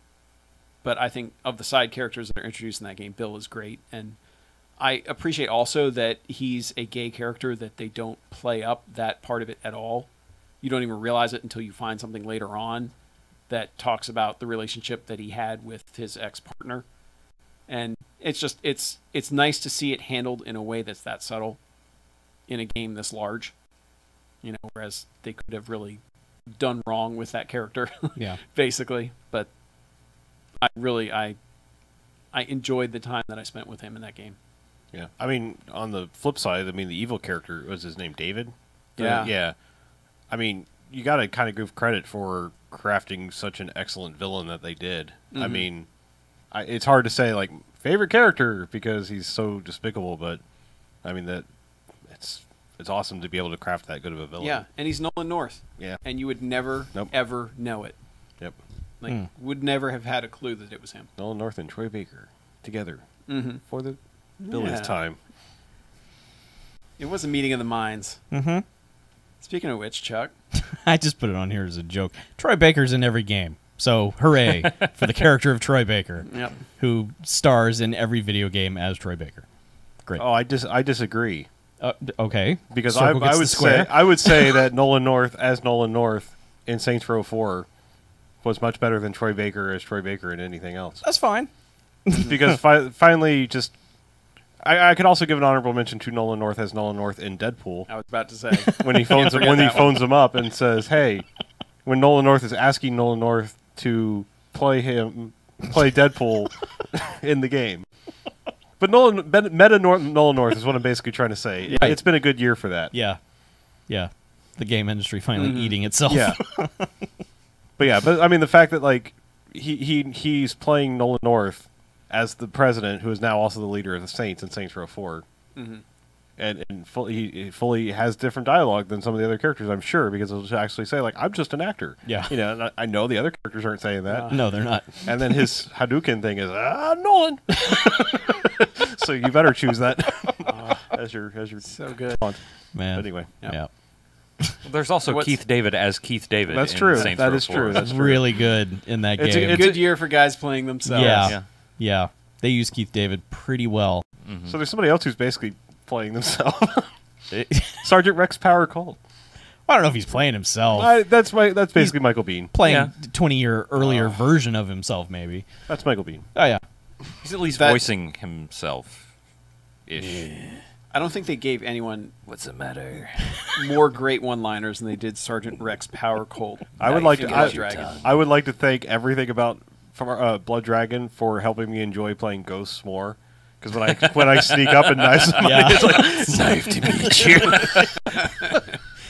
Why don't you call a medic so I can kill him, too?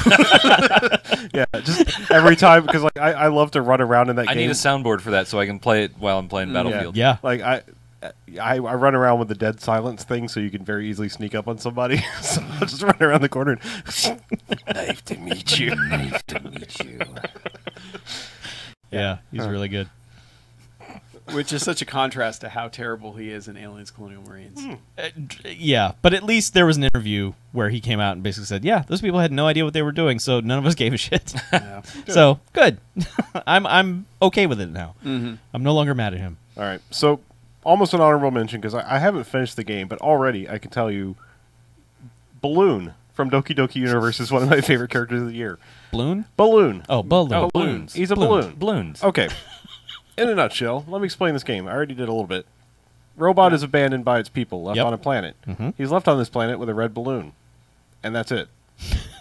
And so Balloon becomes his best friend. So it's like Wilson? A little bit, yes. Okay. But the balloon actually has a little bit of a personality. Like it at least has thought bubbles and stuff. I don't know if it's like you're personifying the balloon or if it really is supposed to have a personality in this Doki Doki universe or not. Okay. But there's a point where the guy comes along to get the alien or get the robot to do the personality test, and they leave Balloon behind. And I felt terrible because like Balloon's like sad face, and I'm like no. And just immediately I was completely endeared to Balloon for the rest of the game. But Balloon shows back up. It's Okay, it's all good. all Oh, shit, God, yeah. thank Not abandoned. Oh, Thank jeez. goodness. Yeah, but yeah, just that game just its style. It does so good a job of making you care about a balloon. Great. Yeah. Sounds fantastic. Imagine if there had been 99 of them. I know. Oh. Mind balloon. Everyone's a superhero. All right. On that note, Next. best on. DLC. Yeah. Just going to say it now. It was a weak year for DLC. Yeah. I think everybody was in kind of a holding pattern, didn't want to put stuff out, and we Well, don't have that many. And most of it was Nominees. multiplayer. Yeah, and most of it was Which multiplayer. we don't give a shit Which there's There one. was- There's one that we give a shit about. Yeah, Well, okay. there was some. Wasn't there some Borderlands DLC this year? Sure, if you That, guys like- care about that. Yeah.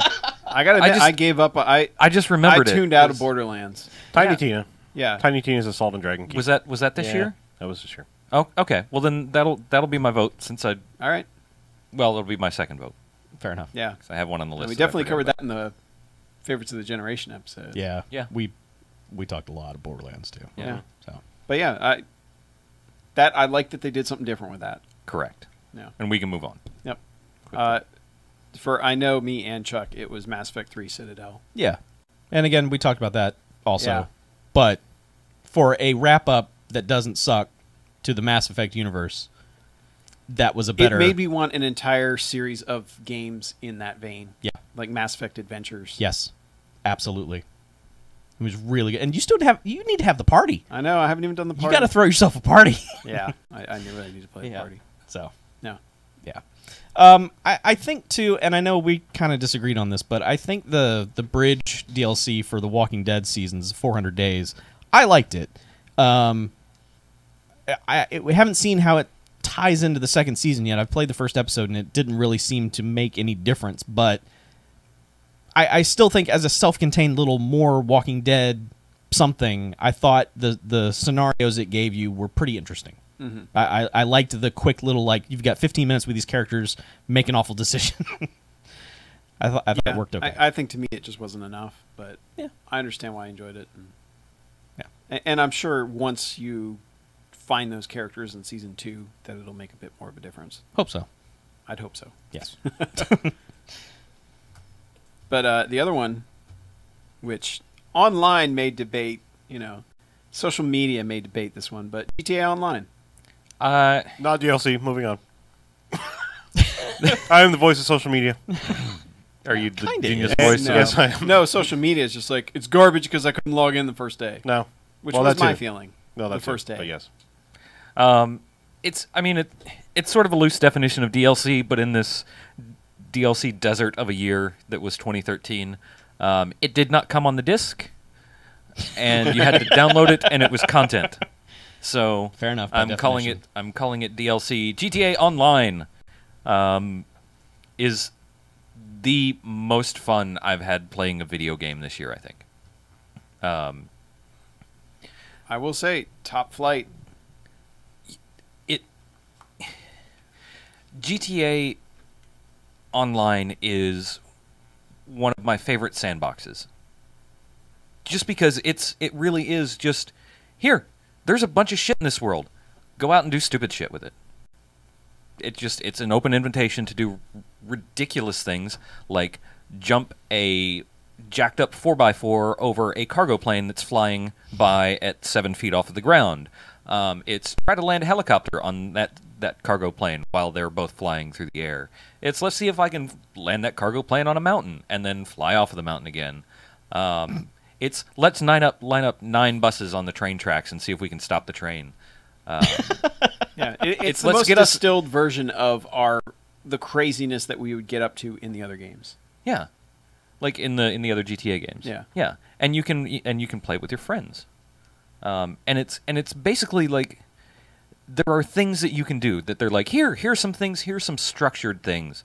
Like there's think about it like a playground. Like there's hopscotch over here, there's swings over here. These kids are playing tag. These kids are just hitting each other with sticks, or you can just run around and play Calvin ball. And that's what it kind of is like to me. It's like it's like Calvin ball, and then if you really feel like it, you can play, you can play a structured game where you get in a jet and chase down somebody on a motorbike. Just go play Top Fun. Yeah. Yeah. I mean, playing Top Fun with you guys was probably one of the highlights of multiplayer that I've done this year. Yeah. Was just that insanity of, being on a bike, weaving in and out of skyscrapers, hoping that you guys were going to crash into them with your jet as a missile lands in the middle of the road right in front of me, and I swerve around it to get around. And yeah, are you trying to drive the motorbike up steps and all of a sudden Yeah. tone lock, boom, yeah, stuff like that. yeah, it's good. It's It's real good. It's better than I thought it would be, but I think I still have a little bit of that bad taste from how it launched. Which I again understand, and is, that's- what we talked about earlier, where it's like you kind of ruin the experience for some people. Yeah, I'm It's glad when it did work, it was pretty fucking awesome. Yeah, it's fair, and I made a couple new internet friends, and yeah, All right. Friends. yeah, I like friends. Friends are good. And for a couple weeks, it was just like pop online for a couple hours and do ridiculous things like extreme selfies with some folks. Like figure out a way to get in some sort of extremely dangerous situation and take a selfie and post it to the internets. Mm-hmm. Yeah. It's a great. lesson we can all take into real life. Yeah, Yes. I was gonna say I do that in real life anyway. So Yeah. sounds boring. Most dangerous situations, yes. Yeah. Follow Selfie Olympics on Twitter for No. Nice. All right, from DLC, we're going to best downloadable games, Okay. which includes stuff on Steam. Basically, if it was under $20 and you could download it, is pretty much what this category ended up being. Okay. Kind of, Because yeah. the lines are blurring these days, because everything's going to be a downloadable game. But you kind of know what we're getting Yeah, at. and It's, we used to be able to say XBLA game, Yeah. and it's different now. who knows? But anyway, best downloadable game. Best downloadable game. Yeah, there you go. That's what I was looking for. Put Yeah. some reverb on that sucker. Okay. I Oh, too late. I'm skipping the first one because we'll come back to that. But All right. it's the Brothers, winner. yeah, Brothers: Tale of Two Sons, I think is a really good-looking game. It's by Starbreeze, who actually worked on Chronicles of Riddick, Escape from Butcher Bay. They made the first of the Darkness, Mhm. and then they made this smaller, basically downloadable game that's only about 3 hours long. And the best thing about making a 3-hour game is you can pack everything that you want into it, and you don't have to repeat yourself, and you don't have to keep doing the same things. And that's a big deal with this game, is every time it teaches you a mechanic, it's like, okay, that's cool. Don't worry, you're not going to have to do that again. You Yeah. know, it's kind of like, and it goes so many places over the course of the journey that I was not expecting it to go, that it's a really, really solid game. And next one, I think almost all of us have played it, Haven't gotten to it yet. Yeah. Planning on it. Soon. but it's Gone Home. It is a unique gaming experience. Yeah, It's not a game. a non-combative game. Not a It's a game. game. It's a video game. Don't shoot dude in a man. Well, Yeah. whatever. Don't shoot face. I mean, it is again one of those games that uses mechanics to kind of tell its story and to convey its mood, and it's weird because as you're playing it, you think it's one thing, and then it eventually becomes something else Yeah. that you probably weren't expecting it to be. No. But God, so many of the details that they get right in that game are the best parts of it. Yep. It's not like, because it's set in 1995, so of course there's going to be VHS tapes laying around and that sort of thing, and it's done in a way that that these people both lived in this time and remember it, and also did their research so they don't have dumb shit that wasn't around then. Like, everything feels accurate, and if you go and look it up, it is accurate. Well, that Laserdisc player they find is really remarkably accurate for the time. Like the dude's reviewing tech products, Yep. and you find that letter is like, please find and close this, and it Yep. gives the specs on it. And I'm like, yeah, that's right around that time. Very good, guys. Yeah, and all the people that, everyone makes a big deal, oh, there's VHS tapes of X-Files episodes. They actually, like, with the dates, lined up the episode numbers that corresponded to it and how many would fit on a tape and all Yeah. that. I mean, they just did all this minute research for stuff that most people are just going to walk right by. I wanted to play those tapes. Yeah, I know. But I mean, Gone Home's really good. Mhm. Guacamelee, I really liked. Mm-hmm. It's got a really fun art style. It's a game that actually, strangely enough, played better on the Vita than it did on the big screen on PS3. But it's Metroid, Castlevania type exploration game where, oh, you've got a new power and that unlocks this area, and it's done in a really neat, fun style that I enjoyed a lot. Okay. I will again reiterate Doki Doki Universe. Doki doki. Because it has balloon. It has balloon. Balloon. Therefore, it must be best. Yeah. Mm-hmm. Yeah. Be careful, because Mackey's already always trying to pop those balloons. What? No. Balloons. I've Balloons. popped. He's I've popped popped more plenty. balloons Yeah, than I've I popped a lot of trust me. balloons. Well, don't pop But balloon. I don't want to Dude, pop this. don't Who's your I know friend? it? No, this is balloon. Pop that I pop balloon. balloons. This is balloon. Totally different. Same thing. Balloon. Sounds the same in my head. Balloon. Balloon. But yes, I just art style, love it. It's fun. Mm-hmm. Balloon. And we all have played Resogun. I mean, Yeah, it's great. Save the last. You download human. it, and it's fun. and it's not even my kind of game, generally speaking, at all. And I can't stop playing it. Like I didn't. You were like, playing it when we got here. I don't like Geometry Wars. I'd never really played Super Stardust. I wanted to get Super Stardust, but I accidentally got some other game because when I was like, what is this game? Oh, now you own this game. Damn it. Well, Super Stardust was my backup choice, so now Oh. I'm not getting Yeah. it. Pity. Yeah, but anyway, Resogun. And there's enough variation in the ships that you can use and Yeah. Yep. different strategies you can take in Challenge. attacking the game. And Yeah. God, pixels, all the pixels. Voxels. Voxels? And pixels. Man, Both. I want a 3D version of that game, I like 3D TV enabled. I think that would be like brainstorm. I think Yeah. you would just end up twitching in a chair. Just Probably. I want it. I want it. all right, we'll see what I happens. want it. I want it. The last two I put on here, I kind of hard to say best downloadable game at this point because they're both only first episodes at this point. But they're both Telltale games. Obviously, The Walking Dead Season 2, it's still good, you guys. And The Wolf Among Us, which is their latest thing, they're going to alternate episodes of that and The Walking Dead as the year goes on. And The Wolf Among Us is surprisingly good. I wasn't feeling the premise when I read it, which is just basically more like Once Upon a Time, bullshitty kind of like... Chuck. Fables did it first. Yeah, I will come over here across the table. I know. On the same side of the table? I know. I'm just saying Once in Upon a terms Time ripped Fables in off. terms of media that I'm aware of. Okay. Yeah. When I read it, I was like, oh, I'm sick of this trend. I understand Fables did it first. Fables did it. But you get into this story, and it is done in such a compelling, not family-friendly, bullshitty kind of way that it is very easy to just plow right through that game. It is not as deep as The Walking Dead because the situation is sort of so fantastical that you're not exactly connecting to it on a what would I do in this situation. You're more role playing in this regard. You're like, Yeah. I'm this badass. I'm just going to be either a silent badass or I'm going to punch that guy in the face. So it's a totally different vibe, but it's really, really compelling all the way through. The only problem is that it's got that stupid Telltale engine jank to it where it's just like, fix your shit. You know, Yeah. I know you're loading this level while you're starting the opening cutscene, but all it does is make that opening cutscene skip and break and not play right. Just put up a loading screen. I'm fine with it. Just tell me you're loading, and then when it's ready to go, I'm good. Yeah. But they refuse to do that. So, but other than that, it's a really strong downloadable game. Okay. Yep. And of course, the best one, Far Cry 3 Blood Dragon. That's the best game to ever happen. Duh. I mean, there should never be another video game. Yeah, I don't even know why we bought these new consoles. No, Hey, man. It was stupid. they can't play Far Cry 3 Blood Dragon. That's why I'm throwing Let's just- mine into the sun. Let's just launch them all in the sun now. Okay, let's do that. I'm going to bury the X-Bone in the yard. Like a dog? It'll be Woof. worth something in his house. Like in Pet here. Cemetery?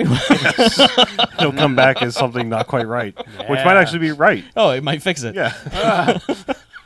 Two wrongs don't make a right, but it might make a Maybe. working Xbox One. If you X-Bone plus Pet Cemetery equals working video game console. All right. I'll drag the cauldron out. First I played with Xbox, then I played with Xbox 360. Now I'm going to play with you. All right. Creepy. Yeah. Okay. Well, All right, let's that go. brings us to basically here's our favorites. Straight Ponies. up. Yeah. We're going to give you our honorable mentions, and then we'll give you Our real photos. our real foodies. Mm-hmm. And honorable mentions, we'll make them quick because we've talked about a lot of stuff that's in them. Yep. But me, GTA 5 would probably be higher if I'd been able to play more of it, but I just didn't. I love the world, but I didn't feel that compulsion to keep continuing through the story, which seems strange to me. And maybe getting further in with all the heists would have changed that. I would like to say something just real quick. You were really fucking busy when that came out. Basically, I was getting married Yeah. less than a month from when You that were- game came out. And I then think moving, and yeah. I think being able to play that Time game got will away do from a me, lot but of good for you. I recognize how good it is, so that's why it's honorable mention. Very good. Batman Arkham Origins. It's more Batman. That is not a bad thing. As I've said before, they could put out challenge rooms, and I would buy those without even needing the main game because that fighting system is so much fun to play. It's not up to the level as the other two, but it's still... I really had a ton of fun with it. BioShock Infinite.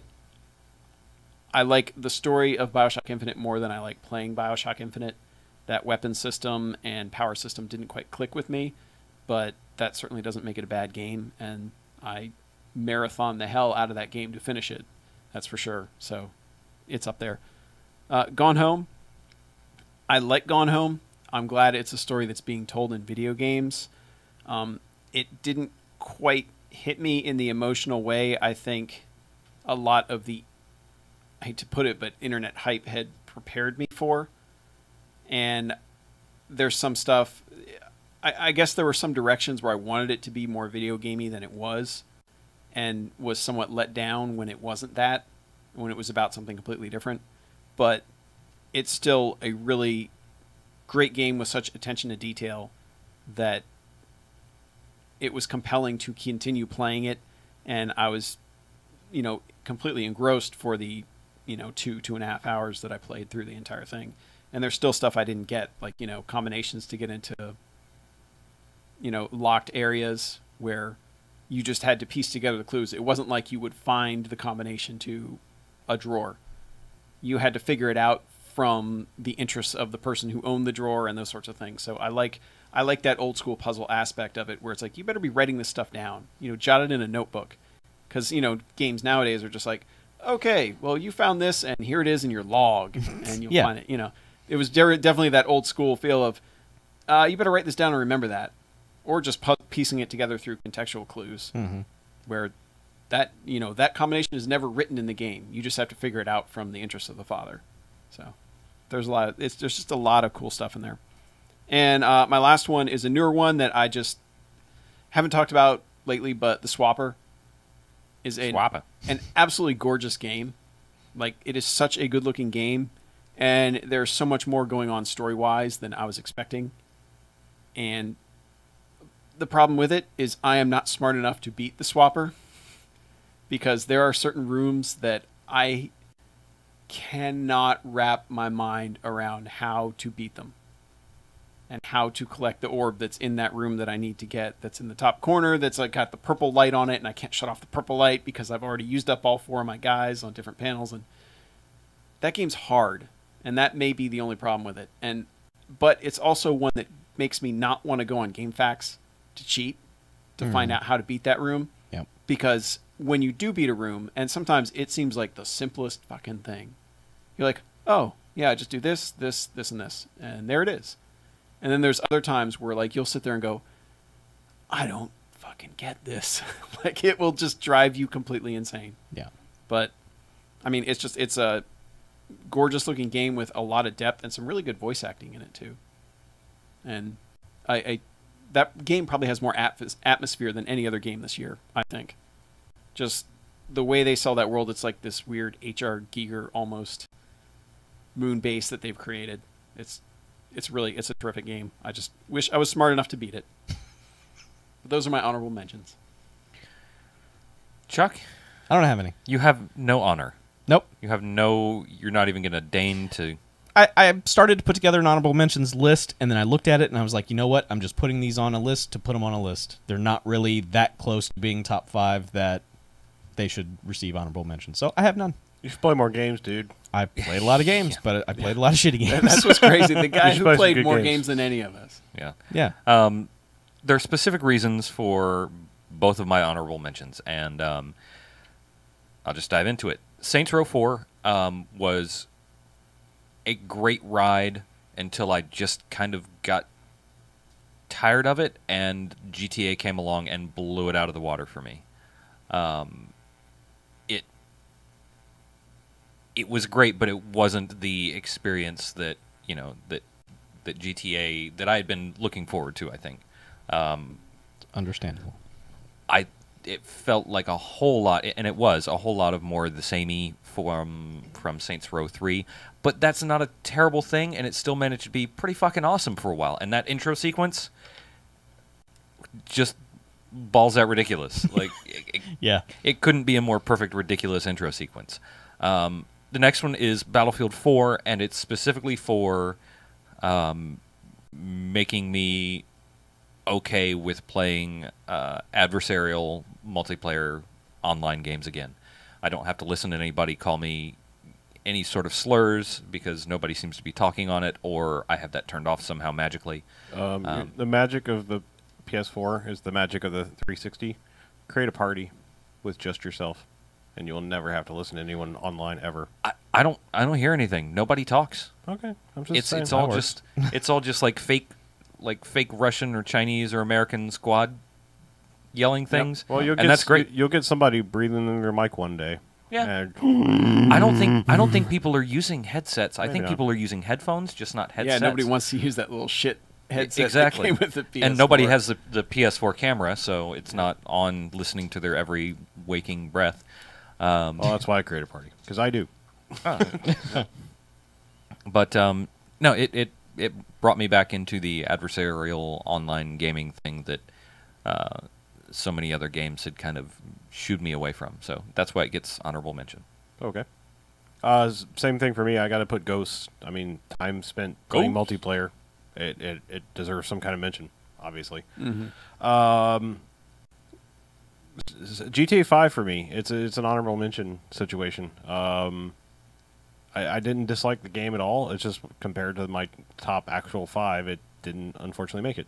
Same thing goes with Assassin's Creed 4. Really, really like that game. It's a great game. Brought me back into the Assassin's Creed universe after 3 was so terrible. It's just not in my top 5. And the one that'll make everyone sad, Far Cry 3 Blood Dragon. It's not in my top 5. I'm sorry. Now who has no honor? Yeah. Well, I'm sticking with my top 5, man, so whatever. No. I don't know how you can live with As the yourself. guy who didn't make Pacific Rim as number 1, Yeah. I'm fine with it. Okay. You're okay. I don't know You're you guys wrong. anymore. Yeah. I just. Yeah, whatever. All All right, moving on. Yeah. Let's do the big one. So we're each going to give our list of our FOTIs.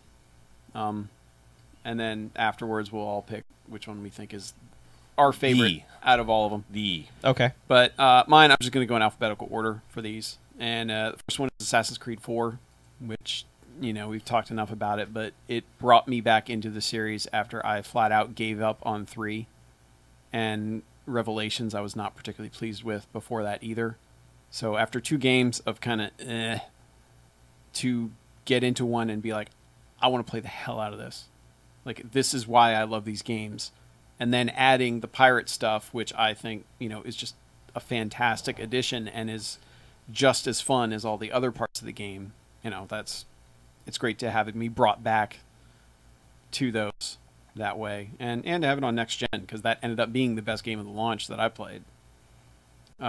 Brothers, I think is it's a perfect bite-sized game. It's a perfect game that you can sit down and play it in an evening and feel like you've gotten a complete experience out of it. The mechanics are really annoying at first because you're controlling one character with the left stick and the other character with the right stick and using the triggers to make them do actions. But somehow, as the game goes on, they introduce mechanics that are more fun to use and that you wrap your mind around. And I don't know if it's because of the way they're designed or because you just get better at it, but everything leading up to the very end of that game, where there actually is an emotional impact, which is interesting because these characters don't say anything throughout the game. They speak gibberish and they never convey it with a single word. Whereas with Gone Home, you know, just by a comparison where, you know, picking 2 games that were everyone said they had a huge emotional connection to. Somehow I ended up having a bigger emotional connection to this one than I did to Gone Home, which has really great narration from a character. But this one's just characters speaking gibberish, but through their actions and their facial expressions, sell everything that's happening to them. And I love the game. I love that it goes dark places over the course of it, because it starts out looking just like, oh, you're playing Fable. And you're running around, you got 2 characters in Fable. And then you meet characters that you think are going to be enemies that end up helping you. You know, it goes to really dark, gothic places over the course. You know, I think somebody pointed out that it's like old fairy tales. You know, when we think of fairy tales, we think, oh, they're fun. But, you know, fairy tales went some dark-ass places way back when. Right. And this game's willing to do that. And I just thought it was absolutely terrific. Far Cry 3 Blood Dragon is probably the complete opposite end of the spectrum from Brothers, in that nothing is reverent about it. Everything's irreverent, but the only thing it's reverent to is being a 10-year-old who thinks cyber ninjas are the fucking best thing on the planet. That's 31, and I think cyber ninjas are the best fucking thing on the planet. Like, that's what its reverence is to, is it's like, you know what's awesome? Awesome things. And how a game like this has not existed up until now is beyond me. The world wasn't ready for the throwback to this sort of thing yet. I guess not. I don't think until 2012, 2013 had enough time passed that it was time for this sort of reverent mockery.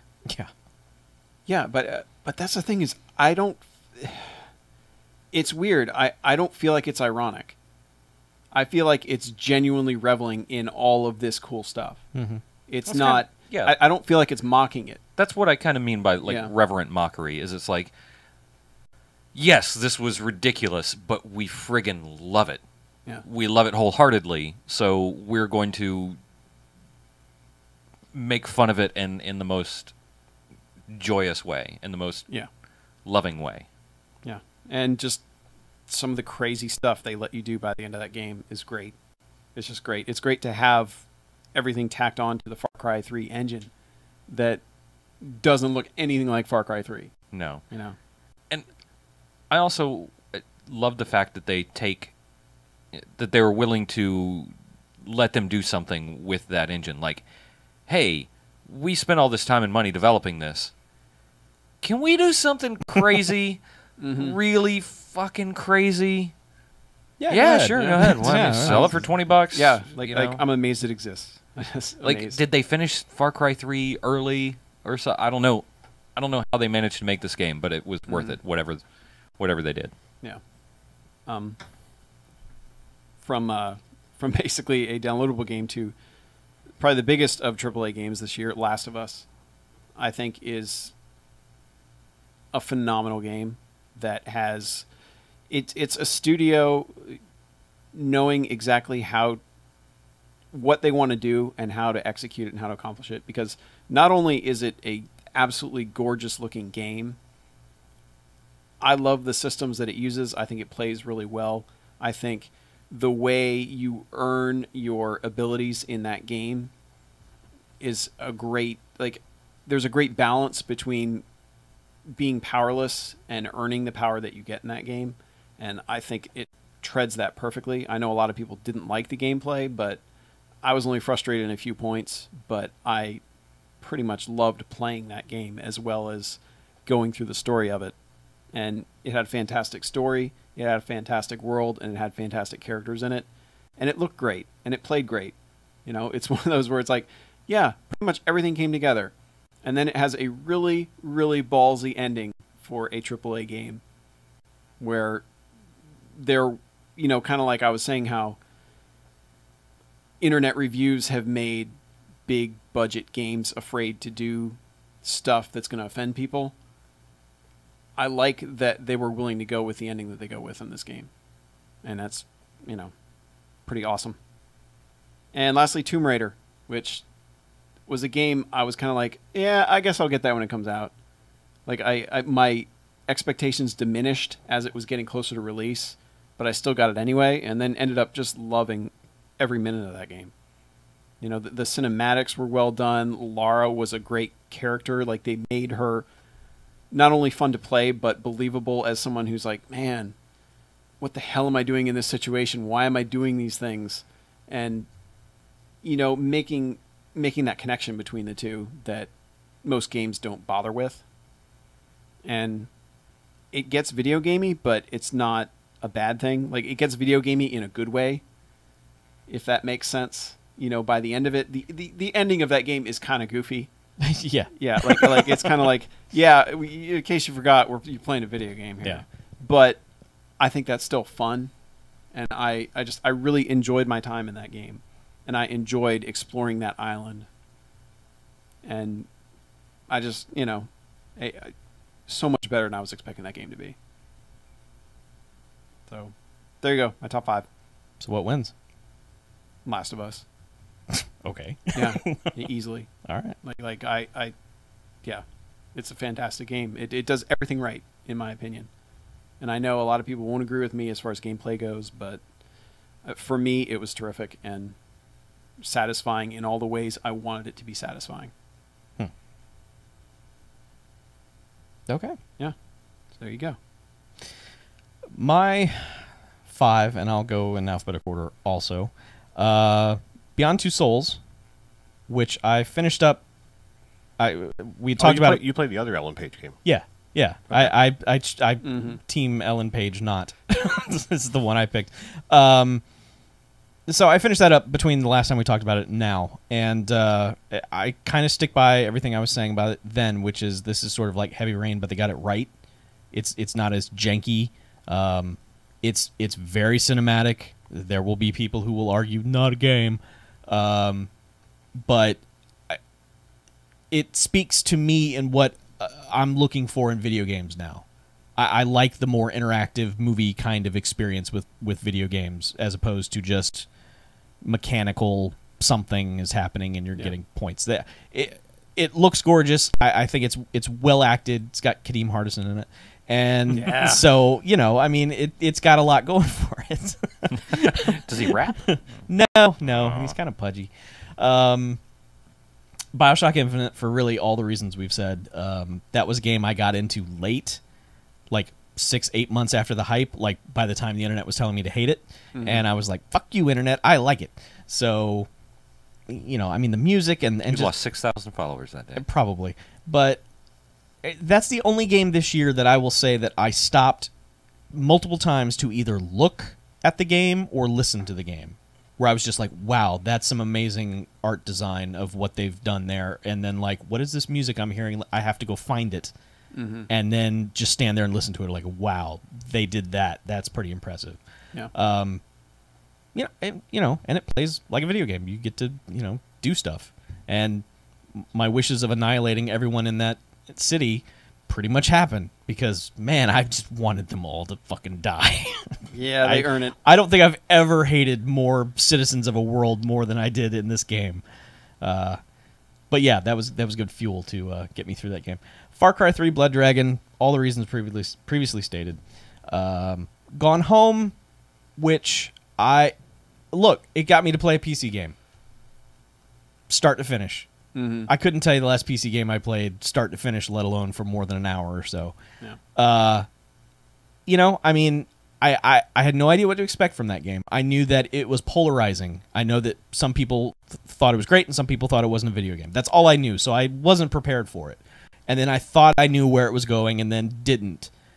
But I was glad where it went in the end. And I'm just sort of basing this on my initial experience with it, because when I think about that game, things start to pick at me, just little nagging bullshit things about it that happened along the way, but none of those things crept up as I was playing it. So from a pure experience standpoint of when I played Gone Home, I think it was a terrific experience. And I'm not going to let anything that I've thought about since taint that notion. And then Tomb Raider, because I don't like any Tomb Raider games, but when I saw that one at E3, I was like, that's for me. That's another, they've made it more cinematic. And I was really impressed by how well they pulled it off. So, and my winner is going to be Far Cry 3 Blood Dragon. Woo! That game is just pure. It's everything we're about. 80s fantastic everything. It's just, it's fun. It doesn't have a message. It doesn't overstay its welcome. It just gives you it gives me what I want. It fills you with cyborg love. Yep. Yeah, exactly. So that was my best video game experience of the year. I just loved every second I played with that game, even when it was broken. Nice. And it kind of broke. It a had little its bit moments sometimes. of brokenness. Yeah. I luckily didn't really have to deal with any of those. Far Cry 3 Blood Dragon is the first one that I'm going to name on my list of 2, because I really couldn't put any other games besides these 2 in my 40s. But Far Cry 3 Blood Dragon, we've talked it to death, but goddamn, what an experience! And what a strange thing to happen. Just when we wanted it to happen, I don't think it could have been timed really any better, and it really just delivered on every level that you could have really hoped for it to deliver. And I realized something about it as we're talking about it. I don't think it works as a full $60, 10, 15, 20 hour experience. Of I course think not. it would have worn out its welcome by then. I Oh, think yeah. that's why being downloadable was the best thing that could have happened to it, Yeah, probably. because it, Or at least being a short game, you know, yeah, being a it just 5 doesn't wear hour- out its welcome. Well, you put it on a shelf next to Far Cry 3, and you're competing for a $60 purchase. That's crazy, because you're going to pick Far Cry 3 because it's 40 hours of crazy content. But I'm just saying, if that game had been 40 hours long, I don't think it would have been nearly as good. Yeah, it would have been almost, okay, you've overstayed your welcome. By the 600th time you hear "knife to meet you," Yeah. it starts to wear out. Yeah. I mean, it's a great line, but It you know, would loop back around again and become fun, but there would be that Right. 200 through 500th time that you heard it where you're just like, oh, God, shut Put up. your hearts into it. But my winner for this year, and I make no bones about the love that I have for GTA games, and this one, despite some issues with the online, and you know, despite some other it's an open world game issues, it knocked it out of the park. Like, it delivered in a way that I was not expecting it to deliver. It exceeded what I thought. What I thought I was going to get out of it. I was not sure about how the whole 3-person thing would work. I wasn't sure how well a GTA game would play in sort of this day and age, because it's been a while. And the world is definitely different than the last time a GTA game came out. Yeah. And they didn't fuck it up last time necessarily, but the story just wasn't, you know, I don't know where he went. The things just didn't work as well in GTA 4. Mm-hmm. So I wasn't sure what we would end up with, if they would make the same kinds of mistakes or not. But it really, it did, like I said earlier, it did way better than I expected. Like, it knocked everything out of the park. And I'm kind of bundling the online experience with this, because while it did have its issues, once you got into it, once you got over the initial release day, release week hump, they threw the patch in there, they threw another patch in there. When it worked, it's insanely good, especially if you can get, you know, some friends to play with, and if you can get 6 people to hop in a game with you, the world is madness, and you're in control of it, which is amazing. I mean, like, we had one of my favorite ridiculous things that we did is we had a couple people go up into an apartment. There were 6 or 8 of us in a game, and the rest of us stole jets from the army base, and then we just spent 15 minutes trying to get a good picture of the jets flying at the apartment building, firing missiles, because you could see that from outside, or from inside the apartment. You could see real time what's actually going on, and that kind of brings me to the technological marvel that I think that GTA 5 was, in that there are a billion, trillion, bazillion different systems going on in that game, and at the same time, the views are just incredible. Mackie said something about, or one of you said something about stopping and looking, and just looking around. And so many times I found myself on top of a mountain in GTA and looking down into the valley that's the city, out to the ocean, and then turning around and looking back at the other mountains, and I'm like, holy balls. Mm-hmm. It's amazing it runs on those systems. This is the way it fucking does. incredible. Like, Yeah. this is on this 8-year-old Xbox. Yeah. How do you, like, that's like an 84 Plymouth Horizon doing a 9-second quarter mile. Just how do you fucking do it? Yeah. It's like, you'd think that, I know it's been a long time and they've had time to figure out how to tweak things, and yeah, there's a huge install and 2 discs and all that, but for it to be handling as much stuff as it's handling and have so few glitches and so few issues with the game itself, just astounding. And I'm going to go back. I sent a tweet out earlier this week because I want to go back and play some more GTA Online. It's so compelling for me. Like I want to put my PS4 away for a while so I can get back into GTA 5 because I miss it. You can totally do that. I know. Magic. And he will. All right, Harlow. All right. I'll stick with the alphabetical thing here. Okay. So yeah, I say Batman Arkham Origins makes my top 5. It's no secret, I love the Batman games, and I think this one's better than Arkham City in almost every respect. I was surprised just how good this one was. I felt like this was the one to be worried about because it wasn't original Rocksteady, but whatever. They built the engine and said go to town, and honestly, I think whoever did this one wrote a better story. Oh. So. Oh, snap. Gauntlet Throne, Rocksteady.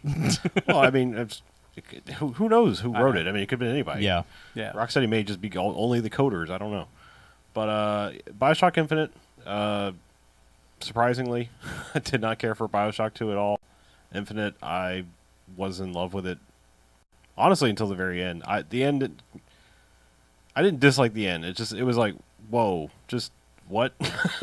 Like, it was a little too insane, where it was like, all right, I guess. But for me, it was about the journey. It was that location, that connection with the characters, actually enjoying the combat.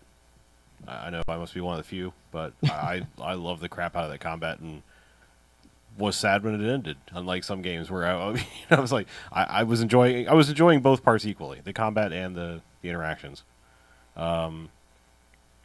Last of Us, yeah, I think we've talked about that. Yeah. Naughty Dog gets me.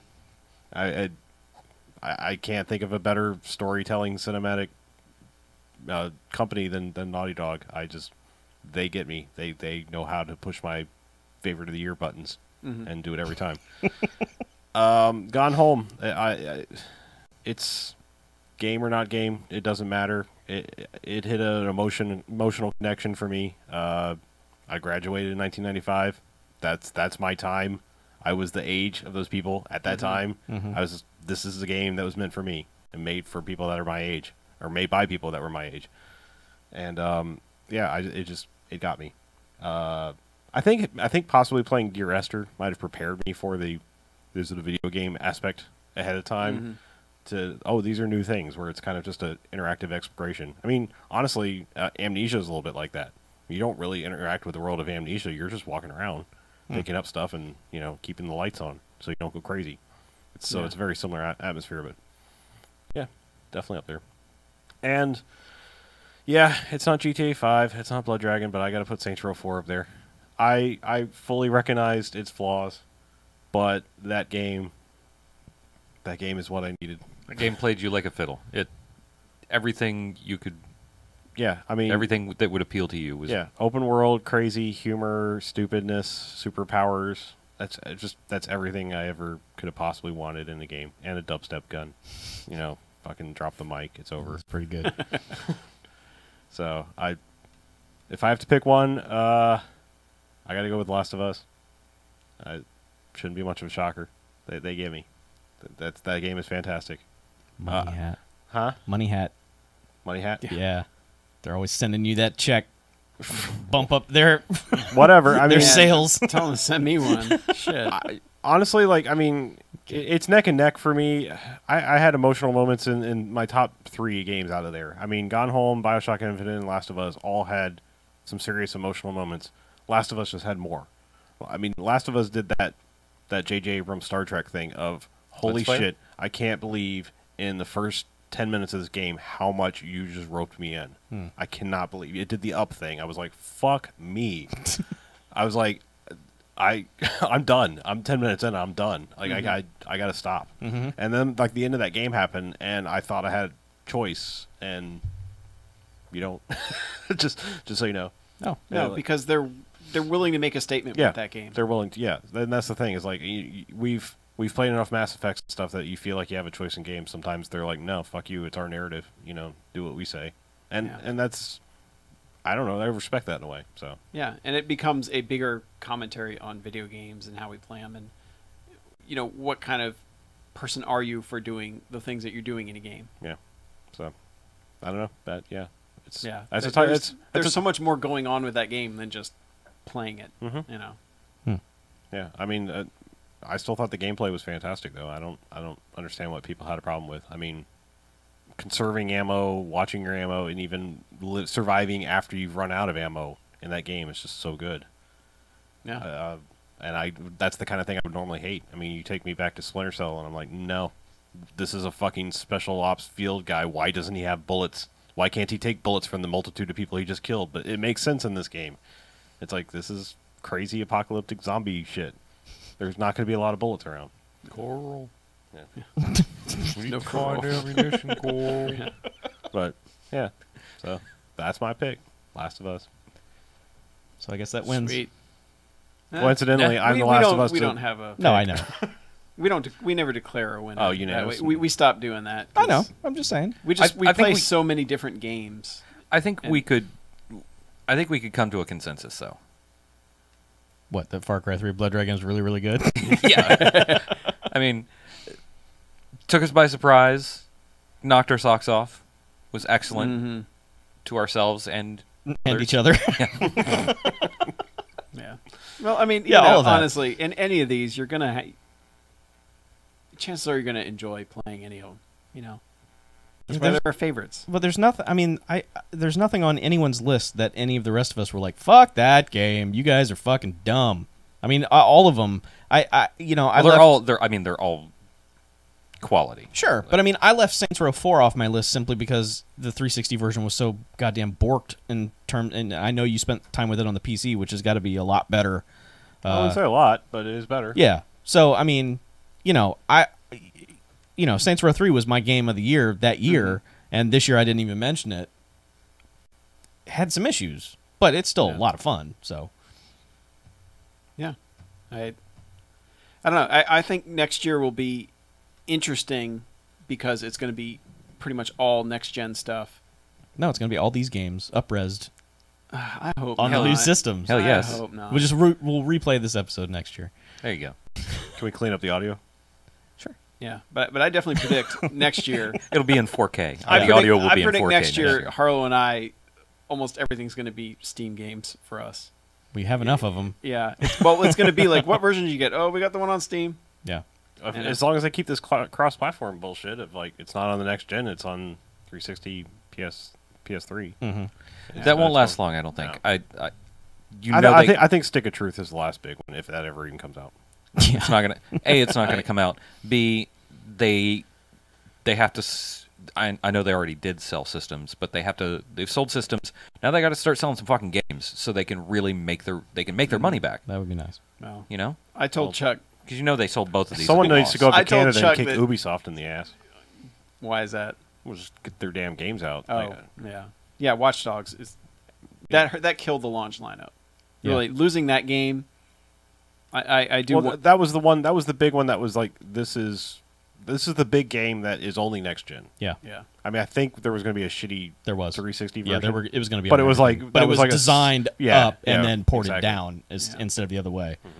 But But yeah, I mean, I even just- Drive Club, I was kind of stoked for Drive Club, and so like they delayed the two things I was Drive most cars. excited about. That's Forza. I just like Well, I mean, plus, I don't know plus we which got the Crew coming and Yeah. the Division. The Division. Which Yeah. I'm more psyched A lot about of the than games. Yeah. fucking whatever that I don't know Yeah. Bungie thing is. I just Dynasty. I think I'm out on Stick of Density. Truth. Density. I'm out on Stick My of Truth. density I is told strong Chuck too. that game's going to break his heart. What? Stick of Truth. Oh, of course it is. Because it's going to That's have the South Park game. Yeah. right? it's going to have Yeah. just enough stuff to make you go, man, I need to keep playing this. I need Mhm. to see it. But it's going to be janky as fuck Of course it is. because it's course Obsidian. it is. It's gonna take a half dozen patches before that thing works right. Oh no. You might as well get your PC version. Those patches will come faster. Yeah, that's true. I am looking forward in this year to some of the crazy things that may come. Hope they do. Because we've got a way more powerful Kinect, which is watching you masturbate all the time, even through walls. And we have a speaker yelling at you from your PlayStation, Yeah. and a crazy powerful. Both systems are kind of awesome. And a Wii U. What? Well, I mean, Well, I'm glad they're making games that make me want a Wii U now. Yeah, finally. one, they made a game. There's a couple. Yeah. The Wind Super Waker Mario. Yeah, I remake still want looks to play pretty Wind good. Waker HD. Yeah. I've played Wind Waker though. You Yeah, know, but I don't HD. need. I don't need to see it in less and like 12 less polygons or whatever, or 12 more polygons. I don't know how things work. Obviously. Please continue. I hope next year is not as weird a year as this one was, where everyone felt like they were holding off and not quite ready to release stuff yet, and then all of a sudden everything got rushed out. And I think don't we're in know. for another year of sort of like... I'd I rather really people hope hold they shit than put out shit that's broken. yeah, I just hope Yeah. the one fixes itself. That's the big one. Like Yeah. Microsoft needs to fix the one. Dashboard update before July. I hope so. Spring update. They're in a routine with that. I Dashboard update before July. hope so. That's my All prediction. I know is if parties are still broken and like Destiny or what or Titanfall come out, it's You're like not buying. man. Yeah. no, that's fucked. I mean, like that console will be literally fucked if people go to play Titanfall and they can't join a party. Yeah. That's like I know Titanfall's coming to 360, but It'll work there. It'll work. there, yeah, but your it'll parties look will like work. shit. Different But parties making it though. that's the thing. I feel like it's probably going to be a crap fest over on 360. Yeah, we'll see. So I kind of want them to fix the parties and then let me buy an Xbox One Titanfall bundle. Edition. Yeah, bundle maybe. Sure. Because that game looks like a game I really want to fucking play. There'll be one. It's like giant robots, jump out of the robot, do regular combat, jump back, jump into robot. You know, I like robots. I hope it plays as well as those videos look. Yeah. If really it- do. yeah, Yeah. but Anyway. I'm still looking forward to games. Well, yes, Oh, I that's think good. we can Yeah, all that's good. agree on that. Yes, I think we're all looking Hopefully- forward to games. Hopefully, I will play some of them. 2014, the year of games. No, good we to can't me. say year of games. No? It's copyrighted by demons. Oh, okay. That's fine then. Right. Demons will come out of the ground and prevent us from playing games if we call it a year of games. Fair enough. Forgot about that. Why don't we get out of here, shall we? I think Yeah. that's a terrific idea. All right. I don't want to be here. Okay, cool. I'm done. All right. So I'm Mackie, I'm BJ. I'm Chuck. And I'm Harlow. and there's no quarters out. Check out the website, no quarters done. Yeah. See you in 2014. Oh wait. See you now. Oh. Save the last human. last human. Hey, someone has to do an intro. Were you doing John Cena? Yes. I know. See you. I talked a lot this episode. Somebody else do the intro. Whose turn is it? Not me. I I did think the it's last one yours, because I actually. did the Star Trek one last time. Mine. Fuck. Because it's yours or me. Yours. Go. Intro it. You want to do a Beastie Boys one? No. No, I do not. Just to the ladies and gentlemen, the 2013 Foodie. On this episode of No Quarters, it's the 23rd. It's the. It's the 40. Ladies and gentlemen, on this episode of No Quarters, it's the 2013 Favorites of the Year, the Foodies. Strap it in. Strap in, motherfuckers.